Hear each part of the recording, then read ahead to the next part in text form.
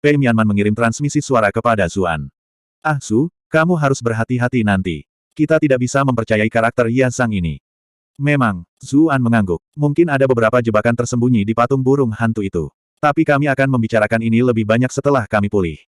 Baiklah, Pei Mianman tidak keberatan. Dia mulai memusatkan semua perhatiannya pada pemulihannya. Zuan mengatur napasnya sambil bertanya pada Mili, kakak permaisuri, menurutmu ada yang salah dengan patung burung hantu itu? Tubuh jiwa Mili muncul, tetapi tentu saja, hanya Zuan, yang terikat padanya, yang bisa melihatnya. Saya memeriksanya lebih awal dan tidak melihat mekanisme tersembunyi. Jika memang seperti yang dikatakan Ye Zhang, bahwa tidak ada seorang pun yang pernah lulus ujian, maka tidak perlu memasang jebakan apapun. Mereka yang masuk akan tetap mati. Zuan melihat ekspresinya dan menjadi penasaran. Karena sudah sangat berbahaya, kenapa kamu tidak menghentikanku masuk? Kenapa aku harus menghentikanmu? Mili menatapnya dengan bingung. Semakin besar risikonya, semakin besar keuntungannya. Sekarang kita tahu bahwa ada banyak hadiah yang menunggu di akhir uji coba, saya harus marah untuk menghentikan Anda. Petik 2. Zuan terdiam sesaat. Tapi Ye Zhang berkata bahwa banyak orang lain dengan tingkat kultivasi jauh di atas kita gagal lulus uji coba, akhirnya dia berhasil. Meskipun kultivasi hanya satu aspek dari seseorang, lebih sering daripada tidak, kultivasi juga mewakili kemampuan, bakat, dan keberuntungan individu. Mengesampingkan usia dan kesempatan, mereka yang berkultivasi lebih tinggi biasanya memiliki lebih banyak kecerdasan dan kebijaksanaan. Jika begitu banyak orang jenius pernah gagal sebelumnya, harapan apa yang mereka miliki untuk sukses? Mili mengerutkan kening ketika dia mendengar apa yang dia katakan. Tidak masuk akal, penggarap harus pantang menyerah, dan bersedia untuk menantang segala rintangan. Jika kamu selalu takut sampai kamu akan buang air besar sepanjang waktu, apa gunanya berkultivasi? Petik 2.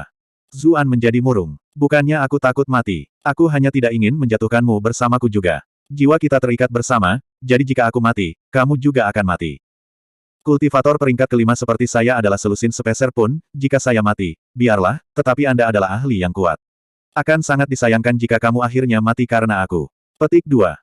Mili tercengang oleh kata-katanya, dan ekspresinya segera melunak. Jadi kau mengkhawatirkanku. Jangan khawatir, aku percaya padamu.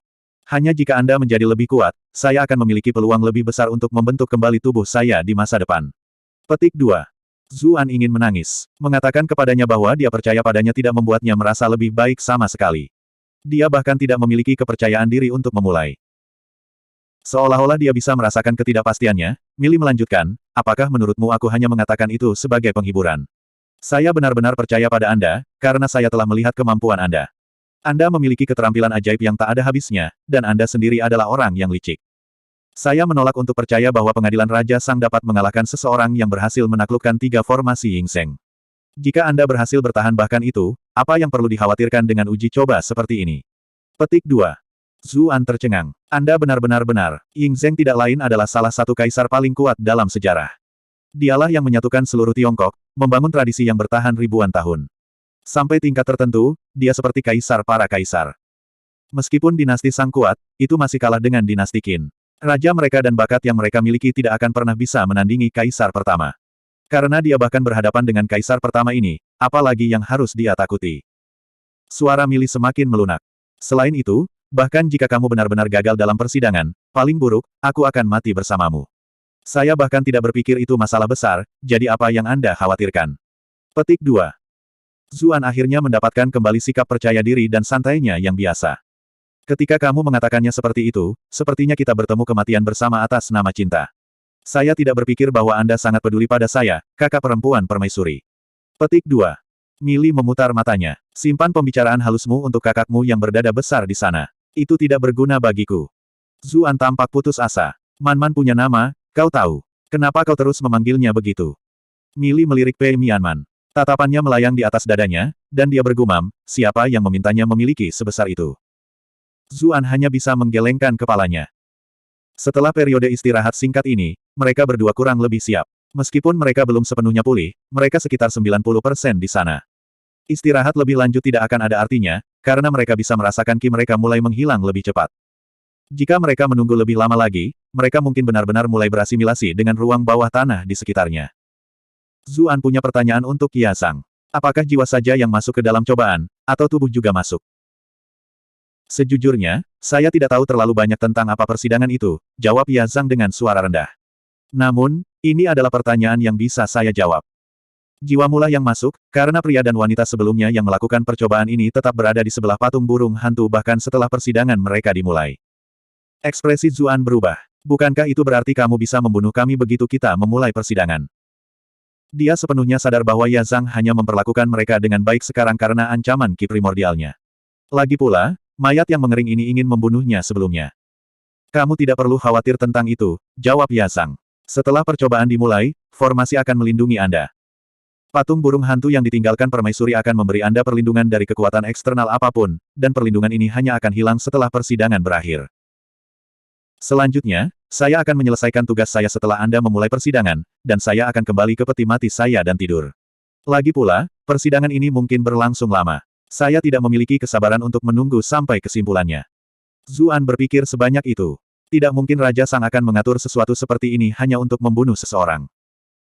Meskipun demikian, dia tidak berani mempercayai Ya Zhang sepenuhnya. Saat dia bergulat dengan konflik ini, suara Mili datang dari sampingnya. Jangan khawatir, aku akan mengurus semuanya di sini. Bahkan jika formasi pelindung itu tidak ada, Jenderal Mayat yang mengering itu tidak akan bisa menyakitimu. Zuan sangat gembira. Mili tidak akan pernah mengatakan sesuatu yang tidak bisa dia capai. Kalau begitu, tidak ada yang perlu aku khawatirkan. Oh, kamu juga harus melindungi Man-Man. Dia ingat sikap buruknya terhadap Pei Mianman sepanjang waktu, dan terlambat khawatir bahwa dia mungkin tidak melakukan apapun untuk melindunginya. Itu akan terlambat untuk penyesalan kemudian. Mili tidak mengambil implikasinya dengan baik. Anda telah berhasil mengendalikan Mili selama 22. Apakah aku benar-benar tampak seperti orang jahat bagimu? Mili bertanya dengan tatapan dingin. Ini bukan kejahatan, tapi membunuh dengan tegas, jawab Zuan. Itu adalah sesuatu yang mungkin dilakukan oleh orang-orang dengan statusmu. Mili mendengus jijik. Membunuh dengan tegas tidak berarti bertindak bodoh. Uji coba ini jelas membutuhkan Anda berdua agar berhasil. Jika aku membiarkan kakakmu yang berdada besar mati tanpa melakukan apa-apa, bukankah aku juga akan menyakitimu? Itu sama saja dengan menyakiti diriku sendiri. Zuan membiarkan dirinya santai. Apa yang dikatakan Mili sangat masuk akal. Maaf, kakak permaisuri. Saya terlalu berpikiran sempit, dan menilai Anda tidak adil. Petik 2. Mili menolaknya, tidak mengganggunya lebih jauh. Kalau begitu aku serahkan padamu, kata Zuan sambil tersenyum canggung. Dengan itu, dia dan Pei Mianman pergi ke patung burung hantu. Pei Mianman tidak bodoh, dan beritahu dia tentang kekhawatirannya sendiri melalui transmisi Qi. Dia juga takut Ya Zhang akan mencoba sesuatu. Jangan khawatir, aku sudah mengurusnya, Zuan meyakinkannya.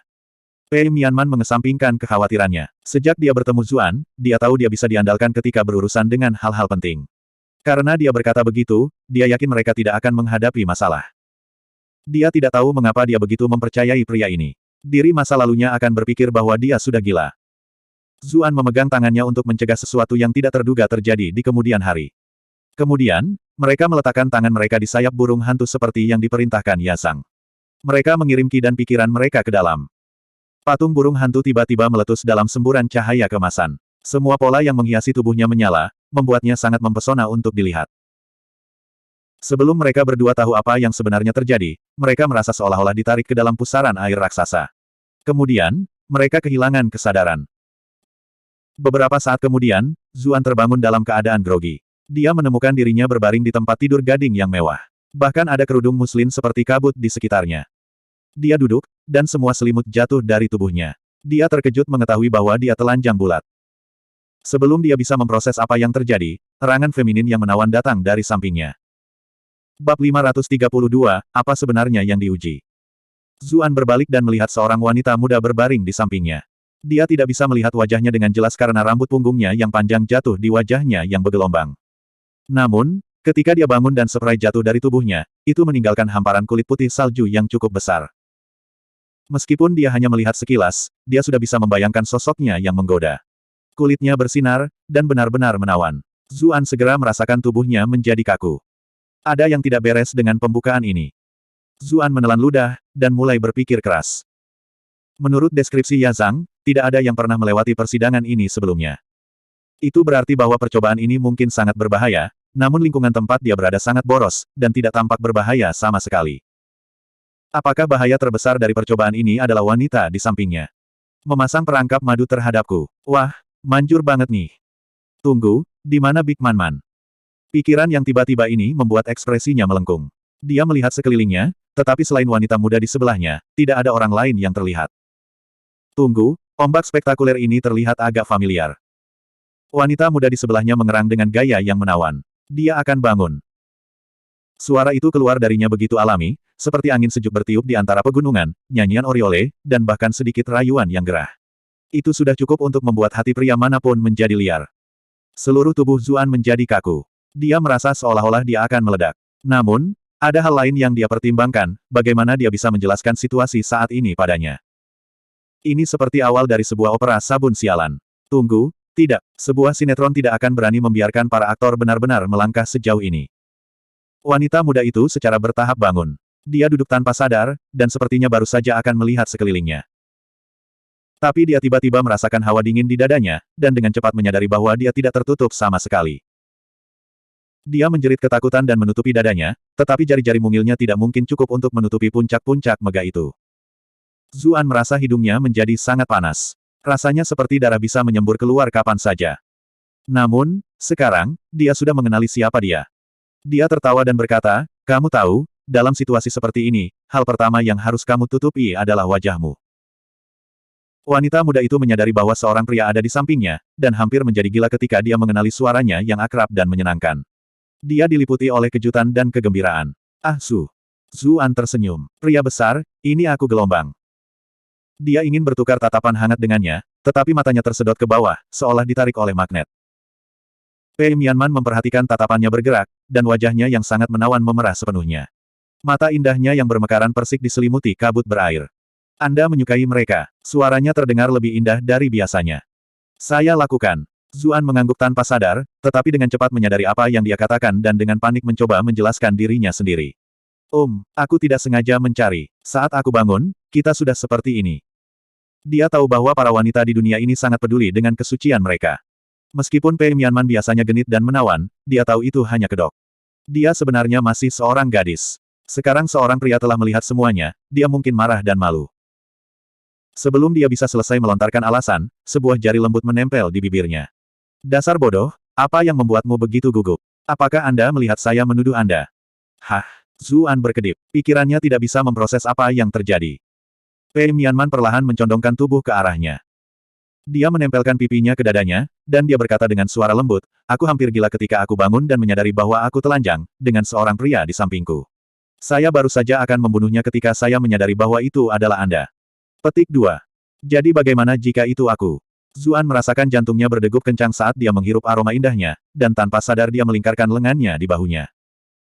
Rasa kulit telanjangnya di bawah tangannya membuatnya merasa seolah-olah dia berada di surga. Pei Mianman mengerutkan bibirnya, lalu memiringkan kepalanya untuk menatapnya. "Jika itu kamu, maka aku baik-baik saja dengan itu." "Man." Zuan merasa seluruh tubuhnya menjadi kokoh ketika dia mendengar kata-kata penuh kasih sayang, dan bahkan bagian paling lembut di dalam dirinya juga tersentuh. Pei Mianman tersenyum manis ketika dia melihat ekspresi herannya. "Dasar bodoh, kita sudah menjalin hubungan di luar. Ada apa dengan tatapan itu?" Zuan terkekeh dan berkata, "Berkat ini datang begitu tiba-tiba sehingga saya tidak punya waktu untuk bereaksi." Pei Mianman mendengus. "Kamu bangun duluan. Kenapa kau tidak membangunkanku juga? Saya diberi ketakutan tanpa alasan." Petik 2. Zuan menatapnya dan bergumam, "Wajahmu ditutupi oleh rambutmu, dan aku benar-benar tidak mengenalimu dengan pakaianmu yang lepas." Pei Mianman terdiam. Baik malu dan marah, dia memukulnya dengan pukulan main-main. Zuan melawan sama main-mainnya. Saat tubuh mereka saling menempel, keduanya mulai memanas. Pada akhirnya, Zuan meraih tangannya, dan Pei Mianman juga berhenti bergerak. Matanya yang besar dan berkabut menatap lurus ke arahnya, penuh kelembutan dan kasih sayang. Tidak salah lagi niatnya. Menatap bibirnya yang lembut dan merah, Zuan tidak bisa lagi menahan diri. Dia perlahan bergerak mendekat. Seluruh tubuh Pei Mianman menjadi kaku ketika dia merasakan dia semakin dekat dengannya. Namun, dia santai dengan cepat, dan tetap di tempatnya. Dia perlahan menutup matanya. Seluruh tubuh Pei Mianman bergetar ketika dia merasakan bibirnya. Seolah-olah listrik mengalir melalui seluruh tubuhnya. Lengannya bergerak tanpa sadar untuk menyelimutinya. Kekasih yang baru saja menjalin hubungan semuanya seperti ini, sepenuhnya tenggelam dan penuh kasih sayang saat mereka berbagi ciuman mereka. Setelah apa yang terasa seperti selamanya, bibir mereka akhirnya berpisah. Pipi Pei Mianman memerah, dan suaranya menjadi lebih lembut dan lebih indah. "Pedangmu menekanku." Wajah Zuan memerah. Dia tidak tahu bagaimana menjelaskan dirinya sendiri. Tetapi Pei Mianman juga cepat bereaksi terhadap apa yang terjadi. Keduanya telanjang di ranjang yang sama. Bagaimana mungkin dia membawa pedang bersamanya? Dia mengangkat sudut selimut untuk melihatnya, dan matanya yang bermekaran segera menjadi lebih berkabut. Zuan baru saja akan mengatakan sesuatu ketika Pei Mianman terkikik. Aku bertanya-tanya mengapa semua anak laki-laki di akademi bertingkah aneh setelah keluar dari Ursae Dungeon. Beberapa rumor menyebar, dan saya bahkan menangkap beberapa dari mereka untuk menginterogasi mereka, tetapi tidak ada satupun yang berani berbicara. Sekarang, saya akhirnya tahu mengapa. Petik 2. Zuan tersipu malu. Wanita ini benar-benar tangguh. Dia sebenarnya telah menangkap beberapa siswa lain dan menginterogasi mereka tentang ini. Wajah Pei Mianman menjadi merah muda ketika dia mengatakan ini. Dia mendengus dan berkata, tidak heran orang-orang itu memanggilmu keledai. Kupikir mereka mengutukmu saat itu, tapi sekarang. Kata-katanya larut dalam tawa. Zuan kesal. Kamu penyihir jahat, apakah kamu mengejekku? Jika saya kehilangan kendali, Anda harus menanggung tanggung jawab. Petik 2. Pei Mianman bersandar ke pelukannya. Dia memutar-mutar sehelai rambut di antara jari-jarinya. Aku akan memikul tanggung jawab. Jantung Zuan berdebar kencang. Dia tidak sepenuhnya yakin apa yang dia maksud. Sekali lagi, Pei Mianman mengangkat sudut selimut. Dia tersentak dan berkata, wow, bagaimana tubuh halus Cuyan menghadapi monster seperti itu? Bagaimana mungkin Zuan masih bisa menahan diri? Dia berguling dan menekan dirinya ke bawah, menatap lurus ke matanya. Tidakkah kamu tahu setelah mencobanya? Pei Mianman balas menatapnya dengan matanya yang berkabut. Dasar bodoh, aku sudah memberitahumu bahwa aku milikmu. Kenapa kamu ragu-ragu? Zuan mengeluarkan raungan binatang. Dia menempelkan bibirnya ke bibirnya dan menciumnya dengan penuh gairah. Beberapa saat kemudian, alis indah Pei Mianman merajut menjadi satu. Wajahnya yang menawan menunjukkan sedikit rasa sakit. Dia menekan tangan ke dadanya dan berkata, tunggu. Tunggu. Apa yang salah? Zuan hendak mengutuk. Tali busur saya ditarik ke belakang dan siap untuk menembak. Apa kau mencoba membunuhku? Sensasi rasa sakit telah memicu pemikiran lain di benak Pei Mianman. Ah Su, bukankah kita masih dalam persidangan? Zuan mengangguk. Dia ingat alasan mengapa mereka ada di sini juga. Pei Mianman mengerutkan bibirnya sejenak, lalu menanyakan beberapa rahasia kecil yang hanya diketahui oleh mereka berdua. Ketika dia menjawab semuanya dengan benar, dia menghela nafas dan berkata, saya khawatir bahwa saya mungkin telah jatuh pada semacam ilusi. Itu sebabnya saya harus mengkonfirmasi identitas Anda terlebih dahulu. Petik 2. Zuan terkekeh dan berkata, Man, kamu benar-benar tajam. Pada saat yang sama, dia sedikit bingung. Sebenarnya sidang ini tentang apa? Mungkinkah percobaan ini benar-benar jebakan madu? Bab 533, Rajaku, ada berita buruk. Zuan sedikit gelisah. Dia memperhatikan bahwa lingkungan mereka benar-benar luar biasa, dan sepertinya ada beberapa orang yang berjaga di luar ruangan. Dia menutupi Pei Mianman dengan selimut, lalu berteriak. Kirim seseorang ke dalam. Pintu dibuka dengan derit. Seorang pelayan muda perlahan masuk. Pelayan itu cukup cantik. Di dunia sebelumnya, dia akan dianggap sebagai gadis tercantik di kelas. Namun, Zuan sudah terbiasa memiliki Pei Mianman yang benar-benar menakjubkan di sekitarnya, dan sangat kebal terhadap kecantikan seperti itu. Dia tidak begitu mudah tergerak oleh gadis-gadis cantik yang biasa-biasa saja. Namun, pakaiannya cukup menarik perhatian, terutama karena dia tidak mengenakan banyak pakaian sama sekali. Dia mengenakan korset kecil dan rok mini, yang hampir menutupi area utamanya. Pinggang wanita muda yang cantik dan ramping terlihat, serta kakinya yang proporsional. Kemudaannya terlihat sepenuhnya. Setelah kejutan awal berlalu, Zuan menyadari bahwa barang-barang mungkin kekurangan pasokan di zaman kuno. Industri pemintalan dan tenun belum berkembang pesat, sehingga orang sering kali mengenakan pakaian yang lebih sedikit. Wanita muda ini tidak sengaja mencoba untuk mengekspos dirinya sendiri. Dia menghela nafas iri. Pria dari zaman kuno seperti itu benar-benar diberkati. Sementara pikirannya mengembara, pelayan itu menyapa mereka dengan hormat. Rajaku, perintah apa yang kamu miliki untukku? Raja, Zuan terkejut. Mata Pei Mianman juga melebar. Dia jelas tidak mengharapkan ini juga. Dinasti apa kita berada? Zuan dengan cepat bertanya. Dinasti. Pelayan itu tampak bingung. Dia jelas tidak mengerti arti kata ini. Zuan dengan cepat berdeham dan mencoba lagi. Kita berada di negara bagian mana? Pelayan itu mengerti dia kali ini. Ini adalah negara bagian Sang. Rajaku, apakah ada yang salah? Kenapa kamu tiba-tiba menanyakan sesuatu yang aneh padaku? Zuan terkejut. Dia khawatir dia baru saja tergelincir di depannya. Tetapi setelah memikirkannya sebentar, dia menyadari bahwa dia adalah raja, dan tidak ada yang perlu dikhawatirkan. Bagaimanapun, orang-orang di dinasti Sang dengan cepat mempersembahkan nyawa manusia sebagai korban. Karena itu, dia memasang ekspresi serius dan berdeham. Apakah aku yang mengajukan pertanyaan, atau kamu? Pelayan itu sangat ketakutan sehingga dia menjatuhkan dirinya ke tanah ketika dia melihat kemarahannya, tidak tahu itu pura-pura. Seluruh tubuhnya bergetar saat dia berkata, "Rajaku, tolong lepaskan aku. Tolong lepaskan aku." Dari ekspresi ketakutannya saja, Zuan bisa merasakan betapa menakutkannya metode hukuman dinasti Sang. Menakut-nakuti seorang gadis seperti ini membuatnya merasa agak buruk. Namun, dia ingat tujuannya, jadi dia tidak punya pilihan sekarang selain mengeraskan hatinya. "Sebutkan namaku, dan aku akan menyelamatkan hidupmu." Gadis pelayan itu dengan panik bersujud meminta maaf.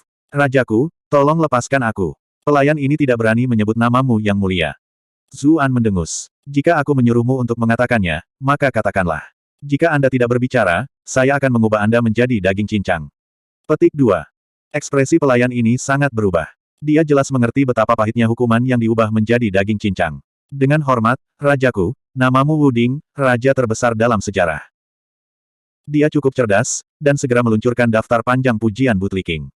Wuding. Zuan mengerutkan kening. Dia ingat film dokumenter yang dia tonton di dunia sebelumnya, dan mural yang dijelaskan Mili.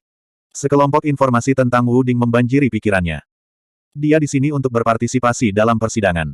Mengapa dia tiba-tiba menjadi Wuding dinasti Sang? Sesuatu yang lain terjadi padanya. Dia menunjuk Pei Mianman dan berkata, "Bagaimana dengan dia? Siapa dia?" Pelayan itu memiliki ekspresi aneh di wajahnya. "Rajaku, bagaimana kamu bisa melupakan siapa dia? Apakah Anda entah bagaimana telah kerasukan, Yang Mulia?" Tentu saja, dia tidak berani menyuarakan pemikiran ini. Sebagai gantinya, dia buru-buru menjawab, "Rajaku, dia adalah ratumu, Fu Hao." Fu Hao. Kejutan Zuan bahkan lebih besar daripada ketika dia mengetahui bahwa dia adalah Wuding. Bagaimanapun, Fu Hao adalah jenderal wanita pertama yang tercatat dalam sejarah Tiongkok, serta seorang ratu dan imam besar. Semua yang ditambahkan bersama membuatnya menjadi sosok yang benar-benar legendaris. Pei Mianman juga terkejut. Meskipun dia tidak akrab dengan sejarah dinasti Sang, dia tahu bahwa dia adalah wanita yang luar biasa dan heroik, dari cara Ye Zhang memujinya sebelumnya. Mereka telah memasuki persidangan ini melalui patung burung hantu perunggu Fu Hao juga. Zuan menatap pelayan gemetar yang berlutut di depannya. Sebagai seseorang yang telah menyeberang dari dunia beradab, dia tidak tega melihat ini lagi. Dia membiarkannya pergi setelah mengajukan beberapa pertanyaan lagi. Dia bahkan menawarkan beberapa kata penghiburan, yang membantu menenangkannya. "Saya minta maaf jika saya telah mengganggu istirahat Anda, Raja dan Ratu saya." Pelayan itu merasa seolah-olah dia telah menerima pengampunan besar. Dia dengan cepat menutup pintu dan mundur. Pei Mianman tampak khawatir. "Ah Su, percobaan ini terlalu aneh. Saya tidak tahu apa yang sedang diuji." Zuan mengangguk. Dia berkata dengan nada serius, "Saat ini, kita hanya tahu satu hal." "Apa itu?" Pei Mianman dengan cepat bertanya. Zuan tersenyum ketika dia menatapnya. "Bahwa kita sudah menjadi suami istri yang layak, jadi kita bisa melakukan apa yang suami istri lakukan." Pei Mianman memprotes dengan main-main. Dia berpikir bahwa dia memiliki sesuatu yang penting untuk dikatakan, karena dia tampak sangat serius, tetapi dia tidak pernah mengharapkan itu. Sekarang setelah mereka mengetahui konteks persidangan, bagaimanapun, mereka tidak lagi merasa khawatir. Lebih jauh lagi, mereka berdua memiliki perasaan satu sama lain, dan kontak fisik intim yang mereka lakukan telah meningkatkan perasaan mereka. Hatinya mulai tumbuh lebih dekat. Zuan segera melemparkan dirinya ke arahnya, bersemangat untuk melanjutkan urusan mereka yang sebelumnya belum selesai. "Tapi bagaimana jika cobaan ini benar-benar ujianmu?" Pei Mianman masih agak khawatir. Zuan menggelengkan kepalanya. "Tidak mungkin. Wuding dan Fu Hao adalah pasangan suami istri biasa yang saling mencintai. Mereka bahkan memiliki beberapa anak. Lebih baik jika kita mengikuti skrip untuk saat ini." Petik 2. "Bagaimana kamu tahu semua ini?" Pei Mianman bingung. Dinasti Sang ini, Wuding, dan semua hal lainnya adalah hal-hal yang belum pernah dia dengar. Zuan menyukainya dengan senyum tipis, dan menunjuk ke kepalanya. "Ini adalah dunia yang saya lihat dalam mimpi saya." Pei Mianman berkedip. "Aku tidak menyangka dunia dalam mimpimu begitu mirip dengan ruang bawah tanah ini." Dia hanya bisa menjawab sambil menghela nafas. "Terkadang, aku bertanya-tanya apakah kamu benar-benar diberkati oleh surga." Zuan terkekeh. "Kalau begitu mengapa kita tidak terikat sedikit lagi sehingga Anda dapat mengalami berkah alami ini untuk diri Anda sendiri? Siapa tahu, kultivasi Anda bahkan mungkin berkembang pesat." Petik 2. Apakah Anda benar-benar berpikir bahwa Anda adalah harta suci yang meningkatkan kultivasi?" Pei Mianman berkata sambil mendengus. Namun, setelah beberapa saat, dia membeku. Dia ingat bahwa kultivasinya hampir sama dengan kultivasi Cucuyan, dan dia bahkan mungkin sedikit lebih unggul, mengingat kekuatan yang dia sembunyikan, namun, setelah insiden penjara bawah tanah, kultivasinya tiba-tiba melesat menembus atap. Terakhir kali mereka bertemu, dia sudah berada di peringkat ke-7. Bagaimana jika itu benar-benar karena benih orang ini? Namun, pikirannya dengan cepat menjadi campur aduk saat dia secara bertahap kehilangan dirinya karena gerakan terampil Zuan. Di mana orang ini mengasah kemampuannya dalam mencuri hati. Pikiran samar ini melintas di benak Pei Mianman saat dia tanpa sadar memeluk pria yang melilit tubuhnya. Setelah beberapa waktu, dia merasakan kekasihnya mulai ragu-ragu, gerakannya menjadi lebih lembut. Dia berkata dengan senyum manis, "Ah Zhu, tidak apa-apa. Aku sudah menjadi milikmu sepenuhnya." Kamu benar-benar penggoda. Zuan menghela nafas. Pei Mianman dan Cucuyan adalah dua kepribadian yang sama sekali berbeda. Cucuyan dingin dan menyendiri, seperti balok es, sementara Pei Mianman sama panas dan bersemangatnya seperti api yang mengamuk. Begitu dia mengakui hubungan mereka, dialah yang terus-menerus mendatanginya. Tidak mungkin Zuan akan menahan diri setelah undangan yang lembut dan lembut ini. Dia melemparkan dirinya sendiri ke dalamnya. Bahkan pedang terkuat dan tertajam sekalipun akan disegel oleh sarungnya. Pei Mianman tampak seolah-olah dia kesakitan dan ekstasi pada saat yang bersamaan. Dia menarik napas dalam-dalam, dan memeluk kekasihnya. Hanya setelah keabadian mereka berhenti sejenak untuk mengatur napas. Wajahnya merah jambu, dan matanya tertutup kabut. Aku benar-benar kasihan pada Cuyan. Zuan bingung dengan ucapannya yang tiba-tiba. Pei Mianman menggigit bibirnya dan berkata, dia dilecehkan olehmu seperti ini hari demi hari. Zuan mencondongkan tubuh ke telinganya dan berbisik, lalu bagaimana denganmu? Pei Mianman tersenyum misterius. Tubuhku tidak sehalus Cucuyan. Anda dapat melecehkan saya sesuka Anda. Saya menyukainya. Petik 2. Kata-katanya lebih efektif daripada afrodisiak manapun. Tempat tidur mulai bergoyang dan bergoyang lebih kuat, spray naik dan turun seperti gelombang laut. Tempat tidur itu sendiri mengerang kesakitan, seolah-olah bisa runtuh kapan saja. Pelayan yang berdiri di luar menelan ludah. Raja dan ratu sangat sayang satu sama lain, gumamnya pada dirinya sendiri. Stamina raja juga, luar biasa. Keduanya lupa waktu. Tiba-tiba, suara langkah kaki tergesa-gesa datang dari luar. Rajaku, ada kabar buruk. Bab 534, Krisis. Pelayan itu dengan cepat masuk untuk menghentikannya. Tuan Perdana Menteri, Raja dan Ratu saat ini sedang beristirahat. Ini darurat militer. Akan ada dampak serius jika ada penundaan. Seorang pria parubaya menjawab dengan nada panik. Tuan Perdana Menteri, kami akan dihukum berat jika kami mengganggu Raja sekarang.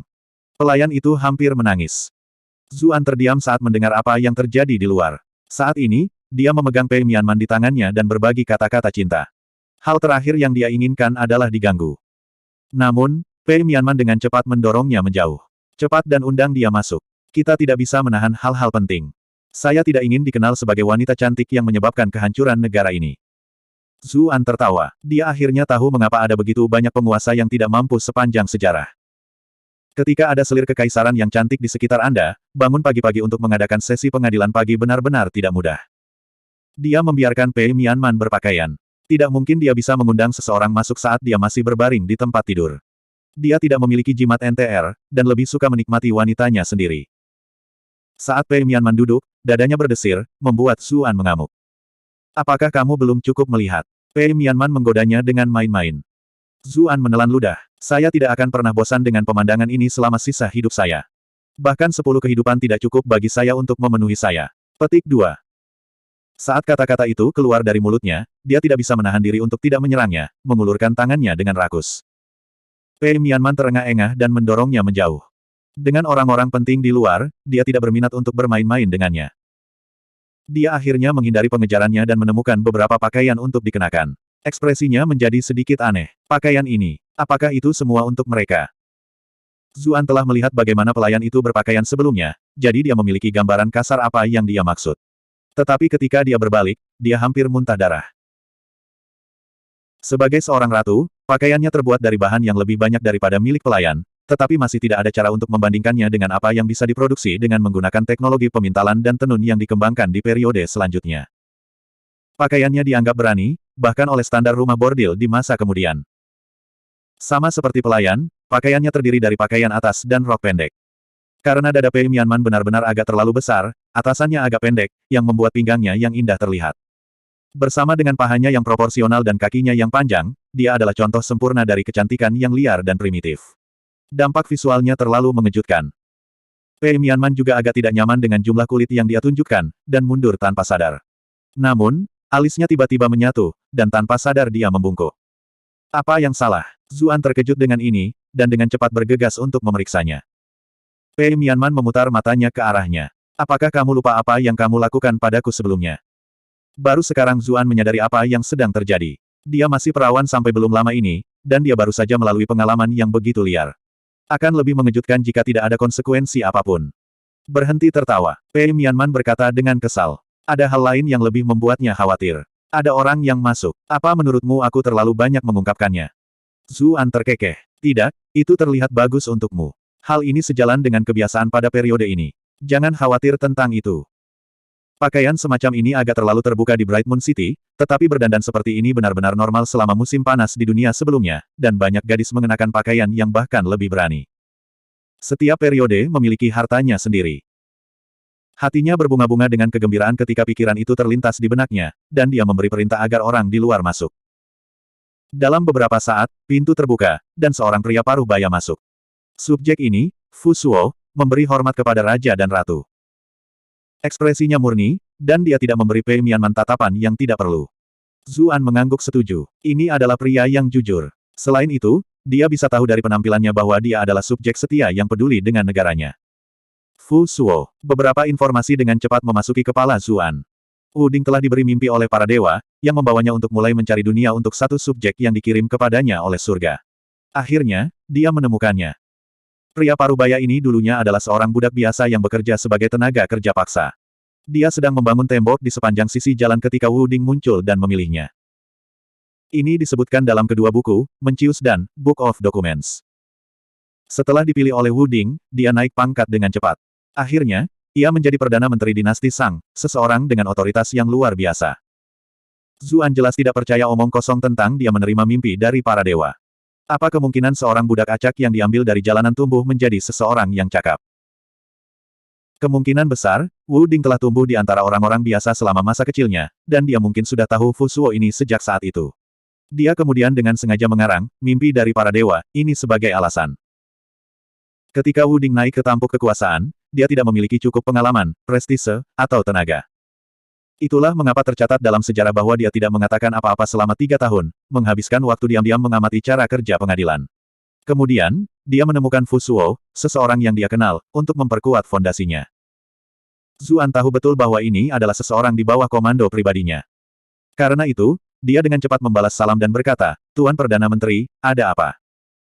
Pada zaman kuno, posisi Perdana Menteri sangat signifikan. Itu memungkinkan siapapun yang memegang posisi untuk berbicara dengan raja secara langsung. Hanya setelah feodalisme berkembang kemudian peran Perdana Menteri berkurang. Akhirnya, bahkan mereka harus sujud di hadapan kaisar. Kami telah menerima berita dari garis depan bahwa pasukan yang kami kirim untuk menekan fraksi Qiang telah sepenuhnya dimusnahkan. Fu Suo berkata dengan ekspresi serius. Apa? Zuan sudah mulai perlahan mengambil peran Wu Ding. Meskipun dia tidak begitu tahu apa tujuan dari persidangan ini, karena dia dan Pei Mianman telah mengambil peran Wu Ding dan Fu Hao, membuat keputusan yang menguntungkan dinasti Shang pasti akan menjadi pilihan yang tepat. Informasi mengalir ke kepalanya. Fraksi Qiang adalah suku yang kuat di barat laut dinasti Shang. Jangkauan pengaruh mereka meluas secara kasar ke provinsi Gansu dan Shanxi saat ini. Mereka akan mengirim pasukan mereka untuk menjarah rakyat jelata dinasti Shang dari waktu ke waktu. Kata, faksi, dalam hal ini memiliki arti yang sama dengan negara. Orang-orang dari dinasti Shang menyebut semua negara di sekitar mereka, faksi. Kali ini, fraksi Qiang telah meluncurkan invasi besar di sepanjang perbatasan dinasti Shang. Meskipun dinasti Shang mengirim seorang jenderal untuk menghentikan mereka, pasukan mereka telah benar-benar musnah. Ini menempatkan dinasti Shang dalam situasi yang berbahaya. Bagaimanapun, fraksi Qiang adalah musuh lama dinasti Shang, dan jauh dari lemah. Kecerobohan sekecil apapun akan menyebabkan kehancuran total. Zuan tenggelam dalam pikirannya. Apakah tujuan dari percobaan ini untuk melihat apakah kita bisa menyelesaikan krisis dinasti Shang? Siapa yang paling bijaksana dalam seni perang di negara kita? Dia bertanya. Fu Suo menjawab, itu kamu, rajaku. Zuan ingin menamparkan pria itu. Pikirkan tentang situasi di depan kita. Berhentilah menggodaku dan katakan yang sebenarnya. Mentega. Fu Suo bingung. Dia jelas tidak mengerti kalimat ini. Saya mengatakan yang sebenarnya. Anda adalah jenderal terbesar dinasti kami. Jenderal terbaik kedua dikirim untuk berurusan dengan penjajah Qiang, dan dia telah terbunuh. Petik 2. Zuan membutuhkan waktu untuk memproses ini secara diam-diam. Akhirnya, dia menghela nafas. Sepertinya aku hanya bisa melakukan perjalanan sendiri.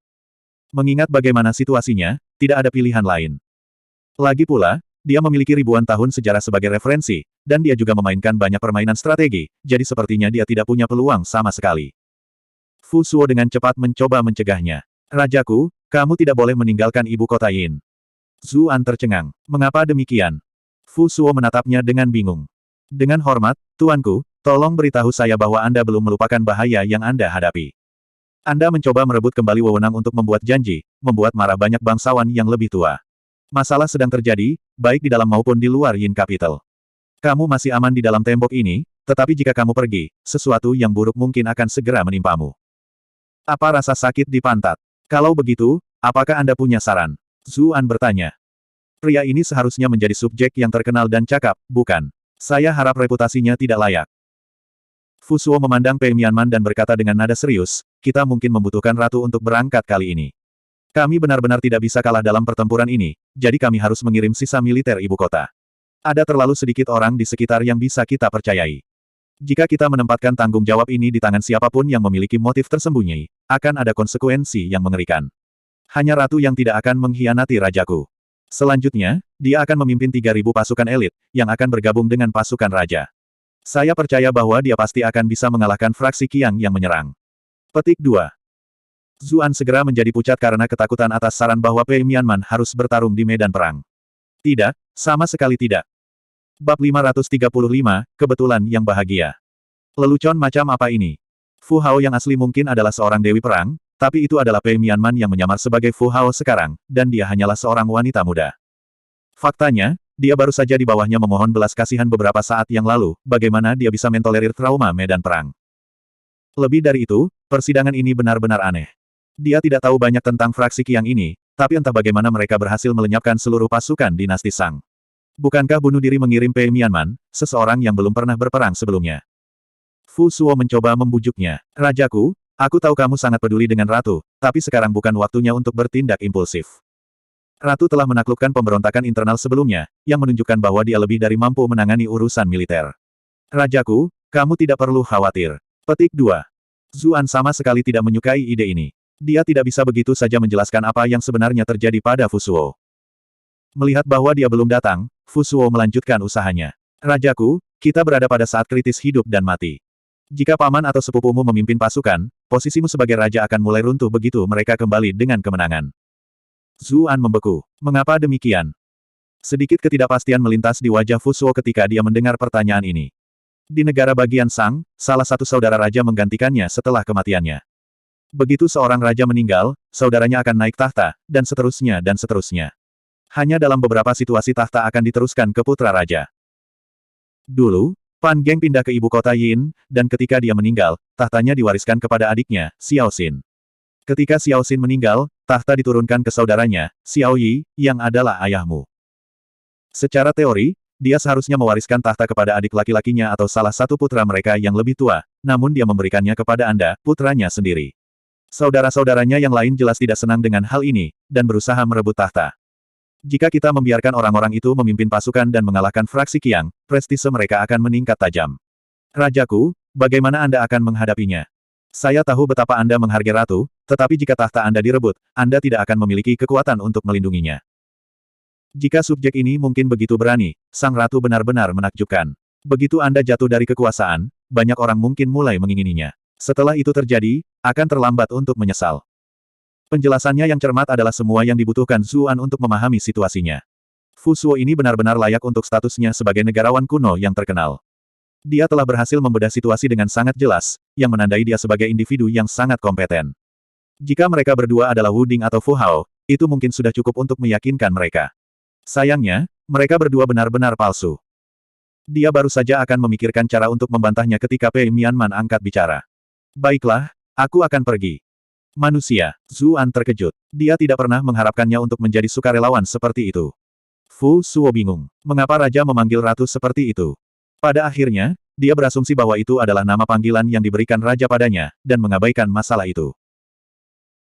Pei Mianman menarik Zuan ke samping dan berkata melalui transmisi suara, "Ah Su, saya tahu Anda mengkhawatirkan saya, tetapi kami datang ke sini untuk mengatasi cobaan. Mungkin tampak aman untuk saat ini, tidak melakukan apa-apa selain bersembunyi di istana ini, tetapi itu hanya akan berarti menunggu kematian yang lambat. Begitu kesempatan melewati kita, situasinya tidak akan bisa diselamatkan. Fu Suo ini jelas dikirim oleh persidangan ini untuk memberi kami informasi yang kami butuhkan. Saya percaya kita bisa mempercayai apa yang dia katakan. Jika saya tidak memerintahkan pasukan, hanya akan ada dua kemungkinan hasil, baik fraksi Qiang akan menyerang, yang mengarah pada kehancuran negara Sang, atau paman dan sepupu Anda akan mengalahkan fraksi Qiang dan kemudian merebut tahta Anda. Terlepas dari yang mana itu, kita pasti akan gagal dalam percobaan ini. Zuan mengerutkan kening. Tapi memimpin pasukan terlalu berbahaya. Anda tidak memiliki pengalaman di bidang ini, jadi semuanya mengarah pada bencana jika Anda keluar. Petik 2. Pei Mianman tersenyum manis. Tolong jangan perlakukan saya sebagai putri manja dan penurut. Saya telah menghadapi segala macam kesulitan di jalan menuju kultivasi saya saat ini. Aku bahkan pernah ke kamp tentara sebelumnya. Zuan terkejut. Kamu pernah menjabat sebagai tentara sebelumnya. Dia teringat kisah Mulan, seorang wanita yang berdandan seperti pria untuk bergabung dengan tentara. Namun, ketika matanya mendarat di dadanya, dia segera menolak pemikiran ini. Tidak mungkin dia bisa melakukannya.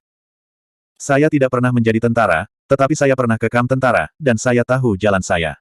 Pei Mianman tersenyum. Bagaimanapun, klan Pei adalah klan yang kuat di dinasti Zhou. Kami memiliki pengaruh di militer. Dia melanjutkan, jangan khawatir, Ah Su. Kami kultivator mencari jalan kami sendiri, dan kami percaya bahwa semua hal di dunia ini berasal dari asal yang sama.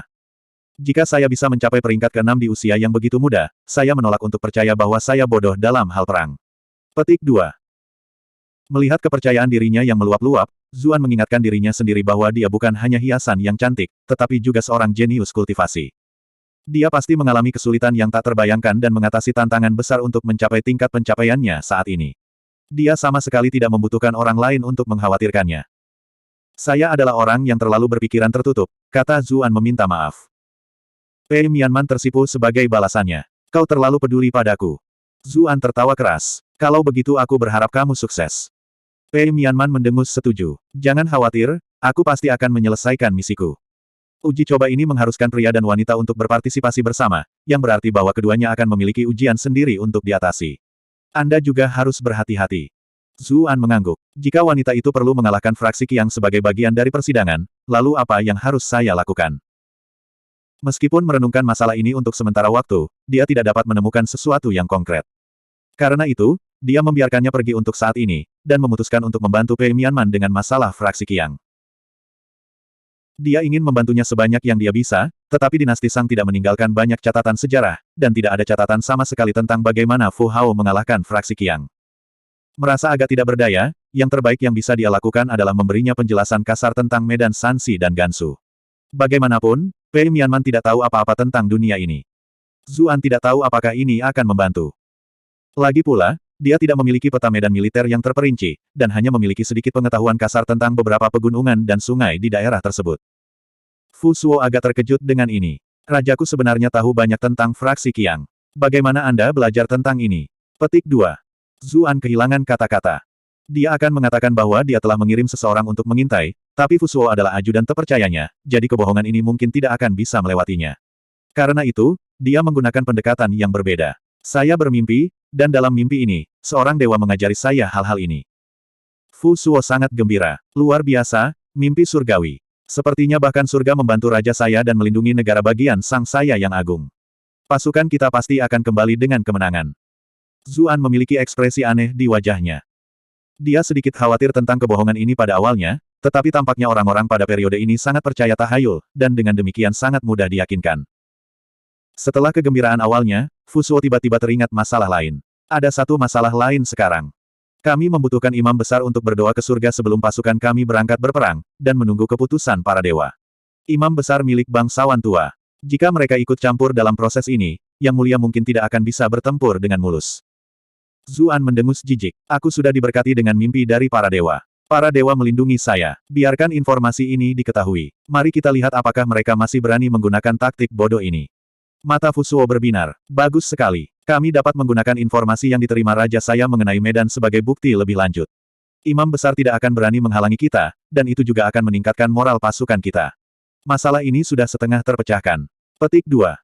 Sebuah pemikiran tiba-tiba muncul pada Zuan. Gambar itu sendiri mungkin tidak cukup. Mari kita buat meja pasir dari medan untuk diamati oleh para perwira dan tentara. Petik 2. Meja pasir. Fu Suo bingung. Zuan menjelaskan konsep meja pasir, membuat Fu Suo takjub. Rajaku bijaksana dan brilian. Setelah kami mengamankan kemenangan kami dapat dengan mudah menggunakan momentum ini untuk mempromosikan ratu ke posisi pendeta tinggi. Dengan cara ini, bahkan hak surgawi akan berada di bawah kendali kita.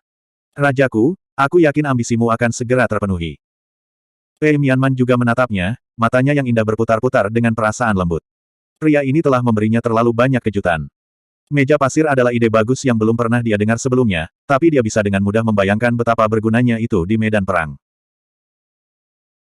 Zuan diam-diam tahu bahwa semuanya berjalan begitu lancar hanya karena dia adalah seorang transmigran, berdiri di atas bahu raksasa, dan dia kebetulan akrab dengan periode sejarah ini, yang secara tidak sengaja meniadakan segudang potensi bahaya.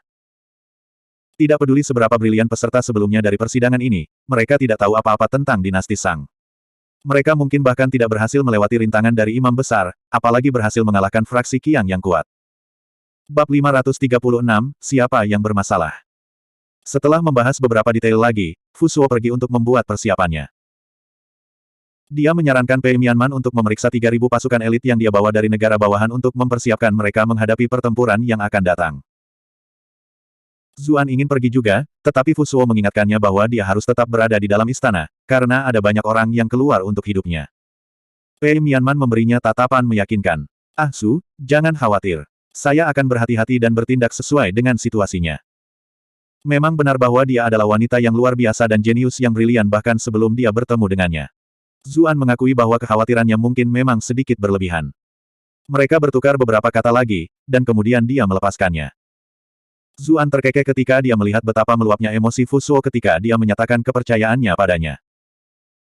Jika dia tidak memiliki pengetahuan sebelumnya tentang Fu Suo, bahwa dia sangat setia kepada Wu Ding, dan bahkan salah satu orang bijak kuno yang hebat, dia mungkin masih terlalu khawatir untuk membiarkan Pei Mianman pergi sendirian. Mudah baginya untuk membayangkan bagaimana keadaannya bagi orang lain yang telah mencoba percobaan ini.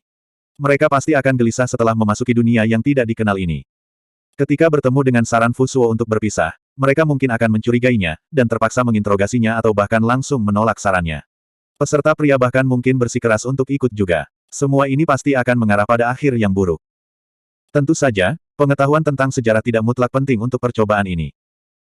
Bahkan mereka yang sama sekali tidak mengetahuinya dapat mengetahui dari percakapan mereka, dan situasi yang mereka hadapi, bahwa Fu Suo dan Wu Ding memiliki hubungan khusus. Namun, sulit bagi orang lain untuk mendapatkan informasi yang cukup dalam waktu singkat, yang membuatnya jauh lebih sulit.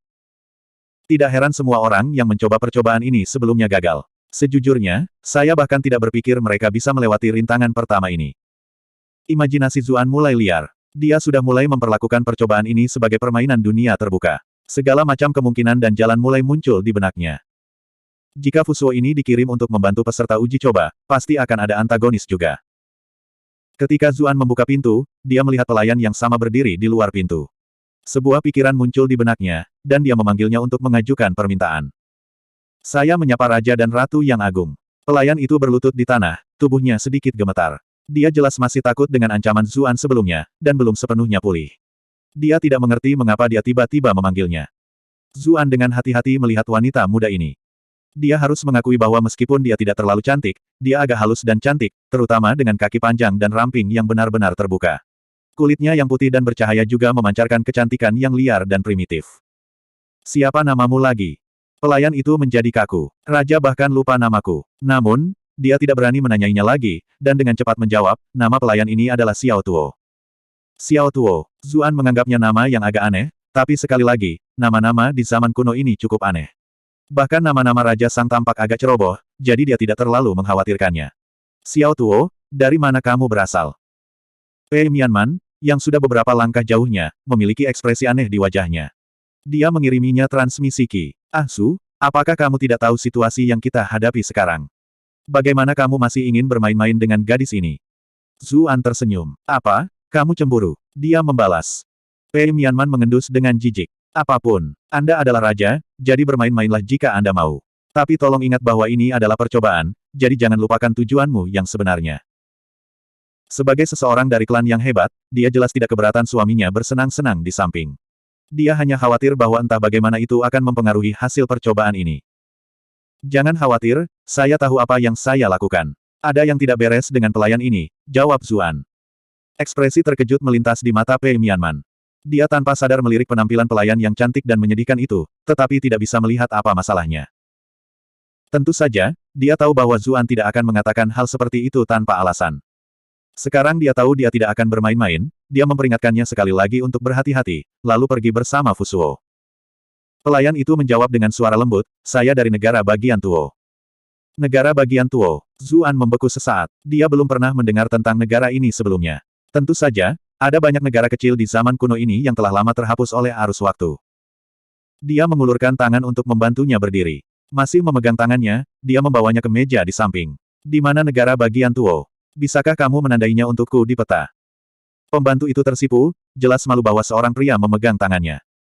Negara bagian Tuo berada di sebelah tenggara negara bagian Sang, dia buru-buru menjawab. Ada di sekitar sini. Menggunakan kesempatan ini untuk membebaskan tangannya, dia menggambar sebuah lingkaran di peta yang telah dia gambar sebelumnya. Senyum Zuan semakin lebar, dan dia melingkarkan lengannya di bahunya seperti orang mesum. Xiao Tuo, tolong ceritakan sedikit tentang pemandangan dan adat istiadat tanah airmu. Apakah kamu bercanda? Bagaimana mungkin pelayan biasa tahu cara menggunakan peta? Dia dapat secara akurat menentukan posisi negara bagian Tuo hanya dari tampilan biasa, yang berarti dia memiliki pelatihan khusus di bidang ini. Dia sengaja memegang tangannya lebih awal dan melakukan tindakan mesum itu untuk membuangnya, berharap kegugupannya akan menuntunnya untuk secara tidak sadar mengungkapkan celah dalam tindakannya. Ini bukan satu-satunya lubang di fasadnya. Sebagai pelayan, mendapatkan bantuan dari seorang raja adalah kesempatan yang luar biasa, namun tubuhnya telah menegang sekarang, tanpa sadar menolak sentuhannya. Dia bahkan menemukan alasan untuk membuang tangannya. Meskipun alasannya tampak tepat, dia sudah curiga padanya, dan ini hanya untuk mengkonfirmasi mereka. Bagi seorang wanita untuk menolak sentuhan seorang raja berarti dia membenci Raja Sang, atau dia sudah memiliki kekasih lain di dalam hatinya. Kalau tidak, dia tidak akan secara tidak sadar menolaknya. Yang mana itu? Itulah mengapa dia ingin melanjutkan percakapan, untuk melihat apakah dia bisa mendapatkan petunjuk lagi. Pelayan itu tidak mengira dia akan menunjukkan ketidakpedulian terhadap urusan militer, dan malah bertanya tentang tanah airnya, sambil memeluknya dengan cara yang tidak pantas. Sungguh penguasa yang sesat dan tidak mampu. Anda telah berhasil mengendalikan Xiao Tuo selama 123. 123. 123. Zuan merasakan kepastiannya tumbuh saat dia melihat masuknya poin kemarahan. Dia harus mengakui bahwa penampilannya yang murni dan mudah dibuat untuk penyamaran yang bagus. Dia juga pelayan pribadi Raja Sang, yang berarti bahwa para peserta persidangan secara tidak sadar akan menandainya sebagai seseorang yang dapat dipercaya. Mereka yang datang sebelum dia mungkin telah mengajukan banyak pertanyaan padanya sejak awal, dan langsung jatuh ke dalam perangkapnya. Orang yang merancang percobaan ini mungkin tidak mengharapkan Pei Mianman dan dirinya sendiri untuk tidak terburu-buru mencari petunjuk, tetapi bermain-main di tempat tidur sebagai gantinya. Karena mereka tidak punya waktu untuk bertanya kepada pelayan tentang hal lain sebelum kedatangan Fusuo, mereka tentu saja tidak salah arah oleh informasi yang salah yang mungkin dia berikan. Wajah Zuan menunjukkan ekspresi aneh. Kurasa menjadi cabul terkadang tidak terlalu buruk. Pelayan ini mulai menjawab pertanyaannya, memberinya beberapa informasi tentang negara bagian Tuo sambil memikirkan bagaimana dia akan melarikan diri dari cengkeramannya. Zuan mengangguk sambil mendengarkan. Kedengarannya seperti tempat yang cukup indah, tapi itu sudah diduga. Bagaimana mungkin negara bagian Tuo menjadi tempat yang buruk jika berhasil menghasilkan gadis menawan sepertimu? Kapan wanita dari zaman kuno pernah mengalami godaan seperti itu? Meskipun dia terus-menerus mengingatkan dirinya sendiri bahwa ini adalah penguasa yang mesum dan tidak mampu, dia tetap tidak bisa menahan senyum. Lagi pula, gadis mana yang tidak suka dipuji? Rajaku, aku tidak pantas mendapatkan pujian seperti itu. Pelayan itu membungkuk hormat. Pelayan ini harus meminta permisi. Zuan memeganginya untuk menghentikannya. Hei, apakah aku bilang kamu bisa pergi? Temani aku sebentar lagi. Hatiku bingung dengan kecemasan sekarang. Apakah kamu bercanda? Bagaimana dia bisa membiarkannya pergi dan memberinya kesempatan untuk merilis informasi apapun? Dia tidak menyadari hal ini tentang dia sebelumnya, itulah sebabnya dia tidak mengecualikannya dari percakapannya dengan Fu Suo dan Pei Mianman. Meskipun ada pintu di antara mereka, tidak terlalu sulit baginya untuk menguping jika dia mau. Akan menjadi bencana jika dia mendengar rencana mereka dan membocorkannya. Hanya setelah Fu Suo menyelesaikan persiapannya dan Pei Mianman berangkat berperang, situasinya akan stabil. Ketika itu terjadi, dia bisa membiarkannya pergi tanpa khawatir ada kebocoran. Tapi bagaimana dia bisa menahannya di sini? Apakah dia benar-benar harus memainkan peran sebagai penguasa sesat dan tidak mampu? Bab 537, Penghinaan Seorang Pembantu. Jantung pelayan itu berdebar kencang saat Zuan memeluknya, sangat keras sehingga bahkan Zuan bisa mendengarnya. Xiao Tuo, mengapa kamu begitu gugup? Zuan tiba-tiba tahu mengapa orang senang memiliki otoritas. Melecehkan orang-orang di bawahmu saat berada di posisi superior, memegang semua kartu di tanganmu. Ini benar-benar perasaan yang cukup bagus. Aku tidak gugup. Pelayan itu berkata dengan tergesa-gesa, mencoba menjelaskan jalan keluarnya. Zuan hampir tertawa terbahak-bahak ketika melihat betapa cemasnya dia. Tampaknya orang-orang dari masa lalu ini agak sederhana. Bahkan mata-mata wanita yang terlatih khusus tidak dapat menyembunyikan pikiran mereka. Tidak mungkin dia bisa melihat mata-mata dari dinasti feodal kemudian dengan mudah.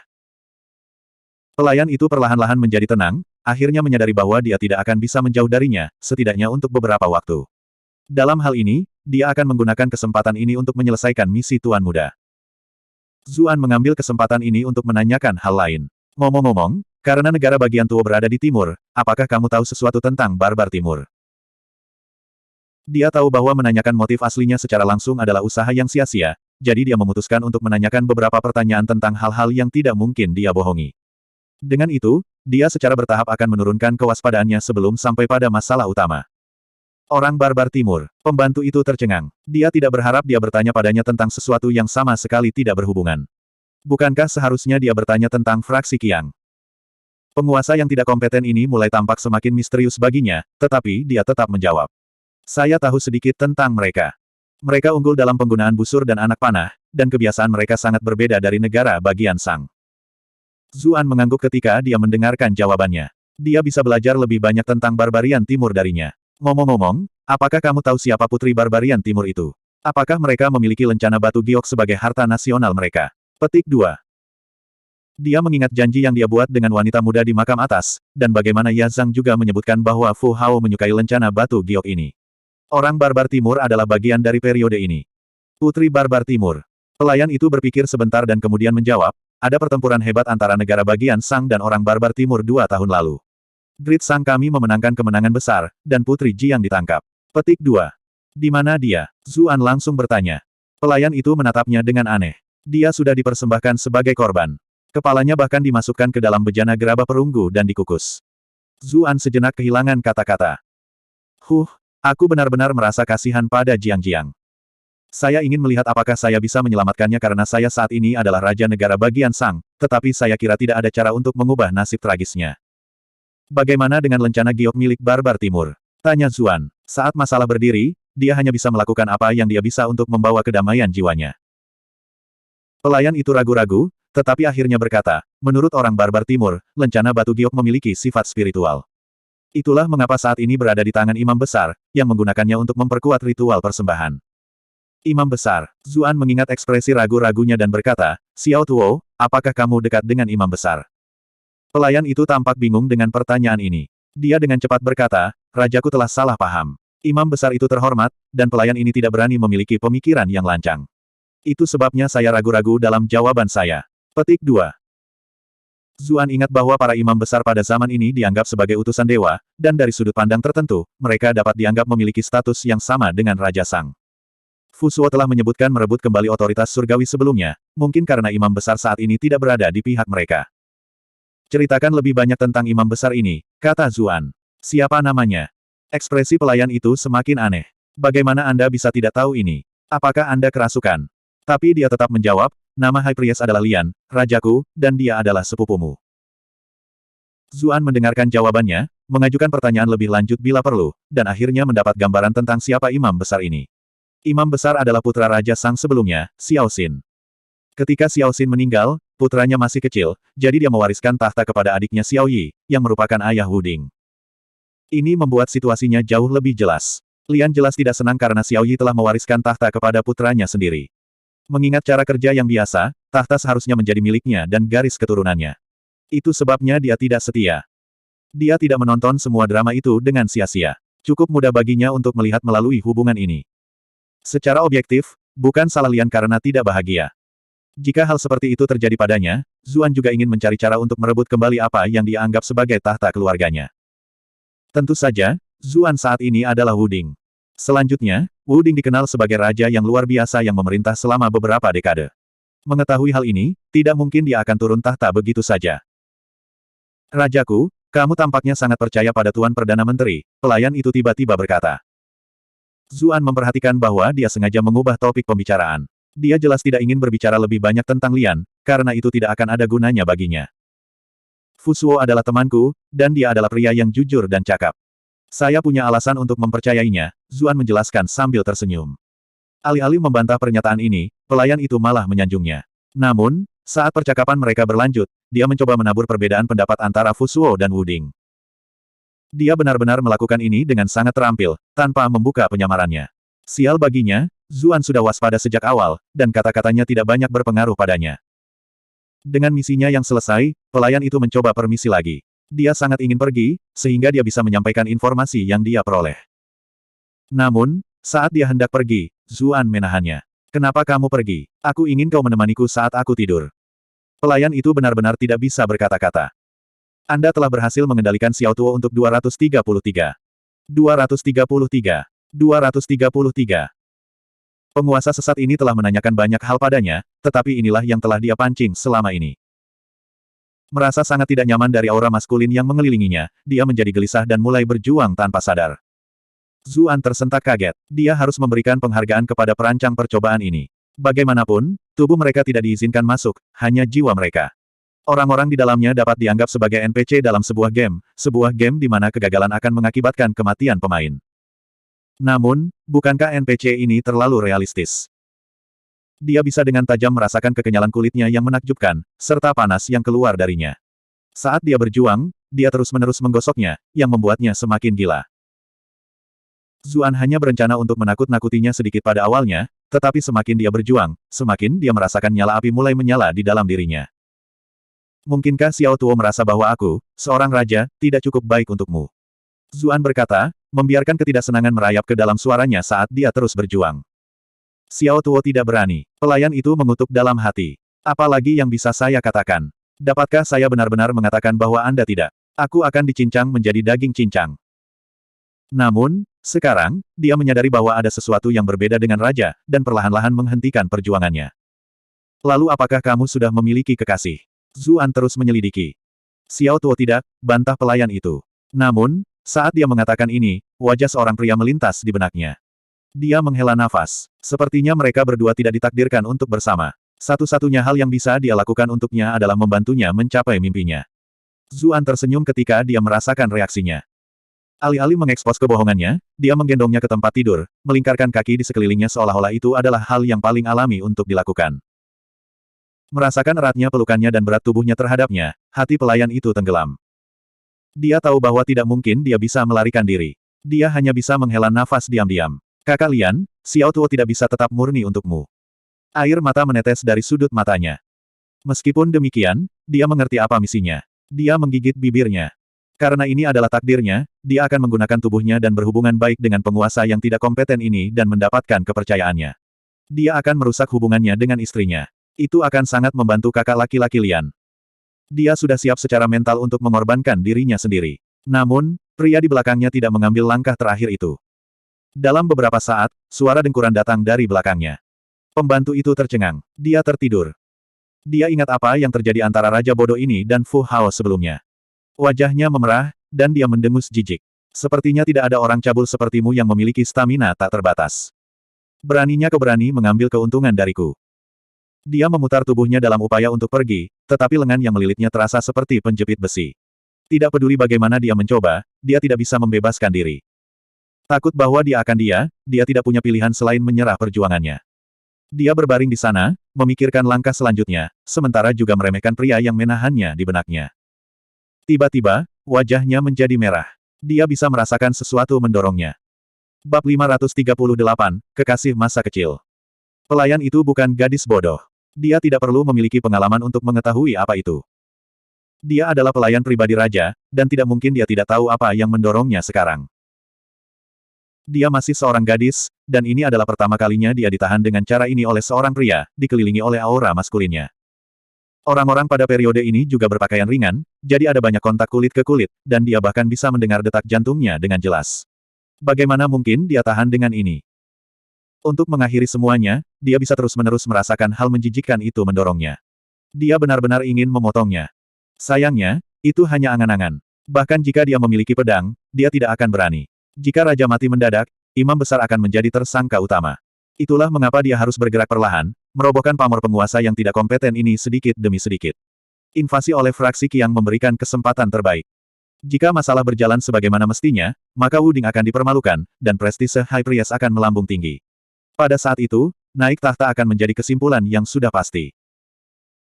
Meskipun dia terus mengalihkan perhatiannya dengan pikiran-pikiran ini, pria di belakangnya terus memeluknya erat-erat, dan pelukannya mulai terasa seperti tungku. Dia terus menggosok tubuhnya juga, membuat jantungnya berdebar kencang dan pikirannya berhamburan. Apakah orang ini benar-benar tidur atau tidak? Pelayan itu melompat gila, tetapi tidak berdaya untuk melakukan apapun. Dia hanya bisa mencoba yang terbaik untuk menghindari penggilingan konstannya. Sayangnya, terkunci dalam pelukannya dengan cara ini, hanya ada begitu banyak ruang baginya untuk bergerak. Tidak peduli bagaimana dia menggoyangkan, beberapa bagian dari dirinya masih akan bergesekan dengannya. Setelah perjuangan panjang, dia menghabiskan sebagian besar kekuatannya, dan napasnya juga mulai tidak teratur. Setiap kali dia berputar, dia bisa merasakan dengan tajam benda di belakangnya mendorongnya semakin kuat. Dia tidak berani bergerak lagi, dan diam-diam tumbuh diam. Zuan hampir tertawa terbahak-bahak ketika dia merasakan betapa gadis di lengannya gemetar. Baginya mata-mata wanita di era ini belum menjalani pelatihan yang benar-benar khusus, dan tubuh mereka tetap sangat sensitif. Mata-mata wanita di era selanjutnya akan digunakan untuk memperlakukan tubuh mereka sebagai senjata. Tak satu pun dari mereka akan merasa sangat tidak nyaman hanya karena dipegang oleh seorang pria. Namun, dia harus mengakui bahwa gadis itu memiliki kulit yang sangat lembut, dan memeluknya seperti ini sebenarnya terasa cukup menyenangkan. Mereka terus-menerus dikelilingi oleh bahaya, dan dia baru saja terlibat dalam perjuangan yang sangat bersemangat dengan Pei Mianman belum lama ini, jadi dia cukup lelah. Berbaring di tempat tidur yang nyaman dengan seorang gadis di lengannya adalah istirahat yang disambut baik, dan rasa kantuk perlahan menguasainya. Sebelum tertidur, dia memastikan untuk memeluk lengannya, dan menggantungkan kaki di pinggangnya. Dengan cara ini, dia akan segera bangun jika dia membuat gerakan aneh. Tentu saja, ini membuat keadaan menjadi sangat canggung bagi pelayan. Dia tidak berani membiarkan dirinya terganggu sedikit pun, namun semakin gelisah dia, semakin dia menjadi sensitif. Akhirnya, seluruh tubuhnya terasa berat dan kaku. Dia sangat malu bahwa dia ditinggalkan dalam keadaan ini oleh raja yang biasanya dia pandang rendah, dan bahwa dia mengecewakan kekasihnya. Dia juga mulai mempertanyakan hidupnya sendiri, bertanya-tanya apakah dia benar-benar wanita yang berubah-ubah secara emosional. Keesokan paginya, pelayan itu menemukan bahwa dia benar-benar tertidur di pelukannya. Ekspresinya berkedip antara malu dan ngeri saat dia berjuang bebas dari lengannya sekaligus. Mengetahui bahwa Pei Mianman seharusnya sudah menyelesaikan apapun yang harus dia lakukan, Zuan tidak repot-repot menghentikannya. Pelayan itu membungkuk sebelum pergi, lalu buru-buru meninggalkan istana, diam-diam menuju ke gubuk terpencil. Dia tersenyum ketika dia melihat wajah yang dikenalnya. Dia baru saja akan berjalan ke sana ketika suara dingin datang dari dalam kegelapan. "Kamu terlambat." Senyum pelayan itu membeku, dan dia dengan cepat menjelaskan, "Aku tidak bisa pergi lebih awal. Tadi malam, penguasa yang tidak kompeten itu membuatku tetap tinggal." Di tengah kalimatnya, dia tiba-tiba berhenti. Dia tidak tahu bagaimana menjelaskan dirinya sendiri. "Kamu terpaksa tinggal di belakang dan tidur dengannya." Suara itu semakin dingin. Pelayan itu mulai panik. "Kakak Lian, jangan salah paham. Dia tidak benar-benar melakukan apapun padaku." Orang dalam bayangan di depannya mengenakan mahkota yang dipenuhi bulu. Ada beberapa garis warna di wajahnya, dan dia memegang lencana batu giok yang rumit di tangannya. Jika Zuan ada di sini, dia akan mengenalinya sebagai lencana batu giok yang dicari oleh gadis muda barbar timur. Ini adalah imam besar negara bagian Sang, Lian. Dia juga sepupu Wuding, putra dari pria yang menjabat sebagai Raja Sang sebelum ayah Wuding. Menurut orang-orang dari istana, Wuding membawamu ke tempat tidur. Sulit untuk melihat ekspresinya dari pola misterius yang tergambar di wajahnya. "Kami tidak melakukan apa-apa, dia hanya memelukku." Dan kemudian tertidur, pelayan itu buru-buru menjelaskan. "Itulah alasan mengapa aku mengirimmu sejak awal, bahkan jika tidak ada yang terjadi di antara kalian berdua." Lian jelas tidak percaya padanya. Seorang pria dan seorang wanita, tidur bersama sepanjang malam di ranjang yang sama, mengenakan pakaian yang sangat sedikit. Siapa yang akan percaya bahwa tidak ada yang terjadi? Pelayan itu benar-benar mulai panik. Penguasa yang tidak mampu dan permaisuri itu melakukannya cukup lama, dan dia lelah. Dia tertidur sambil memelukku. Permaisuri. Kelopak mata Lian berkedut. Kilatan kecemburuan melintas di matanya ketika dia memikirkan bagaimana pria lain mempermainkan wanita cantik itu. "Wuding, semua yang kamu miliki seharusnya menjadi milikku. Suatu hari, saya akan merebut kembali semuanya. Tahtamu, istrimu, dan semua yang kamu miliki akan menjadi milikku." Anda telah berhasil mengendalikan Lian untuk 999. 999. 999. Zuan tersenyum ketika dia melihat poin-poin kemarahan mengalir masuk. Dia kurang lebih telah mengumpulkan apa yang sedang terjadi, tetapi sekarang, dia mendapat konfirmasi bahwa Lian memang bos utama dalam persidangan ini. Dia harus memberikan alat peraga ke sistem keyboard. Itu bisa mengikutinya ke persidangan ini yang bahkan Mili tidak bisa masuk. Dia telah dipaksa untuk tinggal di luar dengan tubuh fisiknya, di dalam pedang Tae. Itu masuk akal, karena jiwa adalah orang yang telah ditarik ke dalam percobaan ini, dan sistem keyboard jauh lebih erat terikat pada jiwanya. Ia mengucapkan terima kasih atas berkah yang diberikan. Pengadilan terkutuk ini tidak memberinya satu petunjuk pun, dan dia harus mengandalkan kecakapan investigasinya sendiri. Peserta lain mungkin membutuhkan waktu lama untuk menyadari siapa musuh sebenarnya, dan pada saat itu, sudah terlambat bagi mereka. Sementara itu, di gubuk terpencil, pelayan itu selesai berbicara tentang malamnya yang dihabiskan dengan raja yang tidak mampu. Dia dengan cepat mengubah topik pembicaraan, mengemukakan apa yang telah didiskusikan Zuan, Fu Suo dan Pei Mianman. Lian juga sudah tenang. Setelah mendengarkan semua ini, dia berkata dengan nada serius, Fu Suo ini cukup tangguh. Dia benar-benar berhasil membuat rencana seperti itu. Sangat disayangkan bahwa Anda datang kepada saya terlambat. Mereka sudah menyebarkan berita, dan sekarang semua orang tahu bahwa raja telah menerima mimpi surgawi. Ide meja pasir juga luar biasa, dan berhasil meyakinkan semua orang tentang klaimnya. Meskipun saya seorang imam besar, sudah terlalu sulit bagi saya untuk menghentikan mereka. Saya kira raja yang tidak kompeten itu masih memiliki beberapa keterampilan, mengingat bagaimana dia berhasil menemukan sesuatu seperti itu, kata pelayan itu dengan takjub. Lian mendengus dan berkata, Fu Suo mungkin adalah orang yang datang dengan meja pasir. Sebelum Fu Suo menjadi pejabat, dia bekerja di bidang konstruksi, yang menjadikannya bidang spesialisasinya. Wu Ding mungkin mengklaimnya untuk meningkatkan prestisenya sendiri. Petik 2. Berdasarkan apa yang dia dengar, pelayan itu tidak begitu yakin bahwa ini masalahnya, tetapi rasanya tidak pantas baginya untuk mengoreksinya. Kakak Lian, ini semua salahku karena aku tidak bisa memberitahumu tentang itu tepat waktu dan mengacaukan rencanamu, katanya pada akhirnya. Tidak ada salahnya dilakukan. Lian melambaikan tangannya. Jika mereka ingin mengirim permaisuri untuk berperang, maka jadilah itu. Bagaimana mungkin seorang wanita seperti dia memimpin pasukan? Begitu dia mengacau dan kehilangan pasukan kita dan pengawal pribadi Wu Ding, akan mudah bagiku untuk mengambil alih. Pembantu itu tersenyum. Dia suka melihat sisi percaya diri pria itu. Meskipun, Lian mengubah topik pembicaraan. Aku yakin Wu Ding ini curiga padamu. Apa? Pelayan itu tidak bisa menahan keterkejutannya. Suara Lian mengeras. Aku yakin dia sengaja menahanmu di istana untuk mencegahmu menghubungiku. Tidak mungkin itu benar. Pelayan itu tidak bisa percaya bahwa orang cabul itu adalah pemikir yang sangat teliti. Saya harap Anda benar. Lian menatapnya dengan campuran konflik dan keraguan. Tapi aku dapat mengatakan bahwa raja yang tidak mampu ini sangat menyukaimu. Mungkin kamu bisa menggunakan kesempatan ini untuk menjadi wanitanya dan mendapatkan kepercayaannya. Apa? Getaran menjalari tubuh pelayan itu. Dia tidak percaya dengan apa yang baru saja dia dengar. Kakak Lian, kamu tahu bagaimana perasaanku padamu, namun kamu ingin aku. Tentu saja, Xiao Tuo, kami berdua adalah kekasih masa kecil, dan kami telah berbagi kasih sayang yang mendalam. Bahkan jika Anda kehilangan kemurnian Anda, saya tidak akan keberatan sama sekali. Begitu saya naik tahta, Anda masih akan menjadi permaisuri, kata Lian lembut. Namun, saat dia mengatakan ini, penampilan cantik Fu Hao yang muncul di benaknya. Apakah tidak ada cara lain? Bibir tipis pelayan itu hampir berdarah karena betapa kerasnya dia menggigitnya. Aku bisa menggunakan cara lain untuk mendapatkan kepercayaannya. Juga, fraksi Qi yang telah memulai invasi mereka. Siapa tahu, dia mungkin akan segera diturunkan tahta. Kenapa aku harus? Lian memotongnya. Saya meminta Anda untuk menyusup ke kamarnya bukan hanya agar Anda bisa mendapatkan kepercayaannya. Ini adalah bagian penting dari rencana besar saya nanti. Rencana apa? Pelayan itu hampir menangis. Lian menggelengkan kepalanya. Sekarang belum waktunya untuk mengungkapkannya. Anda akan tahu kapan saatnya tiba. Anda hanya perlu mengingat satu hal, gunakan semua pesona Anda untuk membuatnya benar-benar tergila-gila dengan Anda. Itu saja. Bab 539, Bisnis atau Kesenangan. Xiao Tuo tidak percaya apa yang dia dengar. Meskipun dia tidak berbicara dengan keras, setiap kata bergemuruh seperti guntur. Dia tidak akan pernah berpikir bahwa kekasih masa kecilnya akan mendorongnya ke pelukan pria lain. Dia bahkan menyuruhnya melakukan semua yang dia bisa untuk merayunya.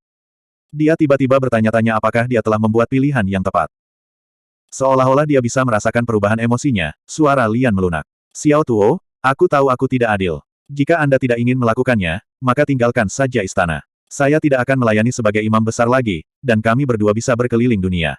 Saya menolak untuk percaya bahwa Wu Ding dapat menangkap kita dengan mudah. Petik 2. Pelayan itu agak tergoda pada awalnya, tetapi dia menjadi tenang ketika dia mendengar bagian terakhir. Kakak Lian, bagaimana aku bisa begitu egois dan membiarkan kerja kerasmu selama bertahun-tahun menjadi sia-sia? Anda adalah imam besar yang dihormati. Bagaimana saya bisa membuat Anda mengikuti saya ke dalam kehidupan persembunyian? Terlebih lagi, Andalah yang seharusnya menjadi raja, jadi mengapa Anda harus lari? Kakak Lian, Aku menyukaimu, jadi tentu saja aku akan membantumu. Kebahagiaan berkembang di dalam hati pria di seberangnya, tetapi dia mempertahankan penampilan luarnya dari kesedihan yang patah hati. Tapi aku mempersulitmu. Tidak, mari kita coba mencari cara lain. Petik 2. Pelayan itu menekankan jarinya ke bibirnya. Sudah terlambat untuk mengubah rencana sekarang. Jangan khawatir, saya bersedia melakukan apapun demi Anda. Petik 2. Lian memegang tangannya, suaranya penuh emosi. Akulah yang bersalah, karena sangat tidak berguna sehingga aku harus mengorbankan wanitaku sendiri untuk mencapai tujuanku. Ekspresi pelayan itu berkembang dengan kebahagiaan ketika dia mendengar kata-kata, wanitaku. Lagi pula, kakak laki-lakinya Lian tidak pernah secara terbuka mengakui hal ini sebelumnya. Sekarang dia mendengar dia mengatakan ini, dia merasa seolah-olah pengorbanan apapun sepadan. Ini tidak ada hubungannya denganmu. Ayah Wudinglah yang mengabaikan aturan dan dengan egois menyerahkan tahtanya kepada putranya, menganiaya Anda dalam prosesnya. Petik 2. Xiao Tuo. Meskipun Lian memiliki motif tersembunyi, dia masih tergerak oleh pengabdian yang ditunjukkan kekasih masa kecilnya kepadanya. Pada saat itu, dia hampir merasa enggan untuk mengusir gadis kesayangannya. Bagaimanapun, imam besar sudah menjadi posisi yang dihormati. Mengapa ada kebutuhan untuk memperjuangkan tahta? Dia bahkan memiliki seorang gadis cantik di sisinya. Jantung pelayan itu berdetak kencang saat dia dan kekasihnya berpegangan tangan. Wajahnya berangsur-angsur memerah, dan suasana hati yang berbeda mulai mengelilingi tempat ini. Keduanya perlahan mendekat dan mendekat. Untuk beberapa alasan, bayangan tentang apa yang terjadi tadi malam muncul di kepalanya, dan tubuhnya tiba-tiba menegang. Reaksi kecil ini juga membuat Lian tersadar dari transnya. Dia dengan cepat melepaskan tangannya, punggungnya meneteskan keringat dingin. Lian, kamu memikul tanggung jawab keluarga yang berat di pundakmu. Bagaimana Anda bisa membiarkan perasaan menghalangi hal-hal penting seperti itu? Apakah Anda akan membuang semua tahun kerja keras yang telah dilakukan semua orang? Wuding pasti akan menyadari ada yang tidak beres jika dia mengambil keperawanan Xiao Tuo. Semuanya akan hancur jika dia menjadi curiga. Xiao Tuo, kamu sudah lama pergi dari istana. Sudah waktunya bagimu untuk kembali. Mata Lian menjadi jernih kembali, dan suaranya sangat tenang. Sedikit kepahitan berputar di mata pelayan itu, tetapi pikirannya juga berantakan. Dia tidak mengatakan apa-apa lagi, hanya mengucapkan selamat tinggal padanya sebelum pergi. Ekspresi Lian sedih saat dia melihat sosok cantik kekasih masa kecilnya perlahan menghilang ke kejauhan. Mereka berdua telah berbagi kasih sayang yang mendalam satu sama lain sejak mereka masih muda, dan tidak mungkin dia bisa tetap berhati keras. Dia mengepalkan tinjunya erat-erat, kebencian menyelimuti wajahnya. Wuding, aku pasti akan memotong mayatmu hingga 10.000 keping. Pelayan itu sangat gugup ketika dia kembali ke istana. Bagaimana saya bisa merayu raja yang tidak kompeten itu? Namun, ketika dia mengingat perilakunya yang tidak tahu malu dan mesum, menjadi jelas baginya bahwa dia mungkin tidak perlu melakukan apapun. Dia mungkin akan mencarinya sendiri. Dia memikirkan tentang kejar-kejarannya dengan permaisuri di kamarnya sebelumnya, dan bagaimana dia membawanya ke tempat tidur juga, dan dia semakin yakin akan gagasan itu. Namun, saat ini, Zuan sedang tidak berminat untuk merawatnya. Dia telah meninggalkan ruangan dengan cepat untuk berpartisipasi dalam upacara pengorbanan. Sebuah negara sering dibangun di atas pengorbanan dan pertempuran. Bagi dinasti Shang, dua hal ini, pengorbanan dan pertempuran, dihargai di atas segalanya, dan pada saat ini, kedua hal tersebut saling bersinggungan. Hampir semua individu berpangkat tinggi di negara bagian Shang hadir di altar, yang dikelilingi oleh barisan prajurit. 3.000 dari mereka adalah pasukan elit di bawah komando Fu Hao, sementara 10.000 lainnya adalah bagian dari pengawal pribadi Wuding. Masing-masing dari mereka berbadan tegap, kuat, dan berotot. Pasukan seperti itu dianggap besar di zaman kuno. Mengirim ribuan pasukan sudah tidak biasa, dan kali ini, lebih dari 10.000 pasukan yang berangkat bersama belum pernah terjadi sebelumnya. Di balik ekspresi serius mereka, sedikit kegugupan mengintai. Tak satu pun dari mereka yang tahu bagaimana pertempuran ini akan berakhir. Baik Lian dan Xiao Tuo bergegas ke upacara secara terpisah. Informasi Xiao Tuo datang terlambat bagi imam besar untuk membuat persiapan, dan dia hanya bisa melakukan apa yang diinginkan Wuding dan Fu Suo. Either way, Fu Hao memimpin pasukan tidak akan mempengaruhi rencananya. Sampai tingkat tertentu, itu bahkan membuatnya lebih mudah. Dia tahu seberapa besar hasil dari pertempuran ini. Meskipun dia sangat ingin melihat pasukan raja dimusnahkan, menyebabkan dia kehilangan semua gengsinya, dia tidak berani menunjukkan sedikit pun. Satu salah langkah, dan semua orang mungkin mencurigainya memicu perselisihan internal. Dia dengan hormat dan resmi menyelesaikan bagian pertama dari upacara. Setelah membakar kulit kura-kura, ia menafsirkan retakan yang terbentuk di permukaannya, menyatakan bahwa para dewa telah menetapkan kemenangan. Semua orang bersorak. Tentu saja, dia secara halus bermain-main dengan ungkapan itu, sehingga dia tidak akan menjebak dirinya sendiri. Dengan cara ini, bahkan jika pertempuran mereka berakhir dengan kekalahan, dia masih bisa menyalahkan raja sebagai gantinya. Orang lain yang hadir pada upacara itu tidak melihat ada yang salah, tetapi Zuan sudah curiga padanya sejak awal, dan jelas menyadari bahwa ada sesuatu yang tidak beres. Namun, dia menyimpan kecurigaannya untuk dirinya sendiri. Dia mempercayai Pei Mianman, dan dalam perjalanan sejarah juga. Pei Mianman pasti akan kembali dengan kemenangan, dan rencana imam besar tidak akan berarti apa-apa. Dia memeriksa bos tersembunyi ini. Pria ini agak kekar, dan lebih tinggi dari orang-orang di sekitarnya. Terlepas dari cat wajah, dia memancarkan aura heroik dan perkasa. Pria ini, hampir setingkat denganku. Upacara itu tampak seperti hokus-pokus Zuan, dan dia sangat sedikit tertarik pada semua omong kosong tahayul ini. Dia menghabiskan waktu berbagi intelijen dengan Pei Mianman melalui transmisi Qi. Namun, ketika tiba saatnya untuk persembahan kurban, keduanya mengerutkan kening.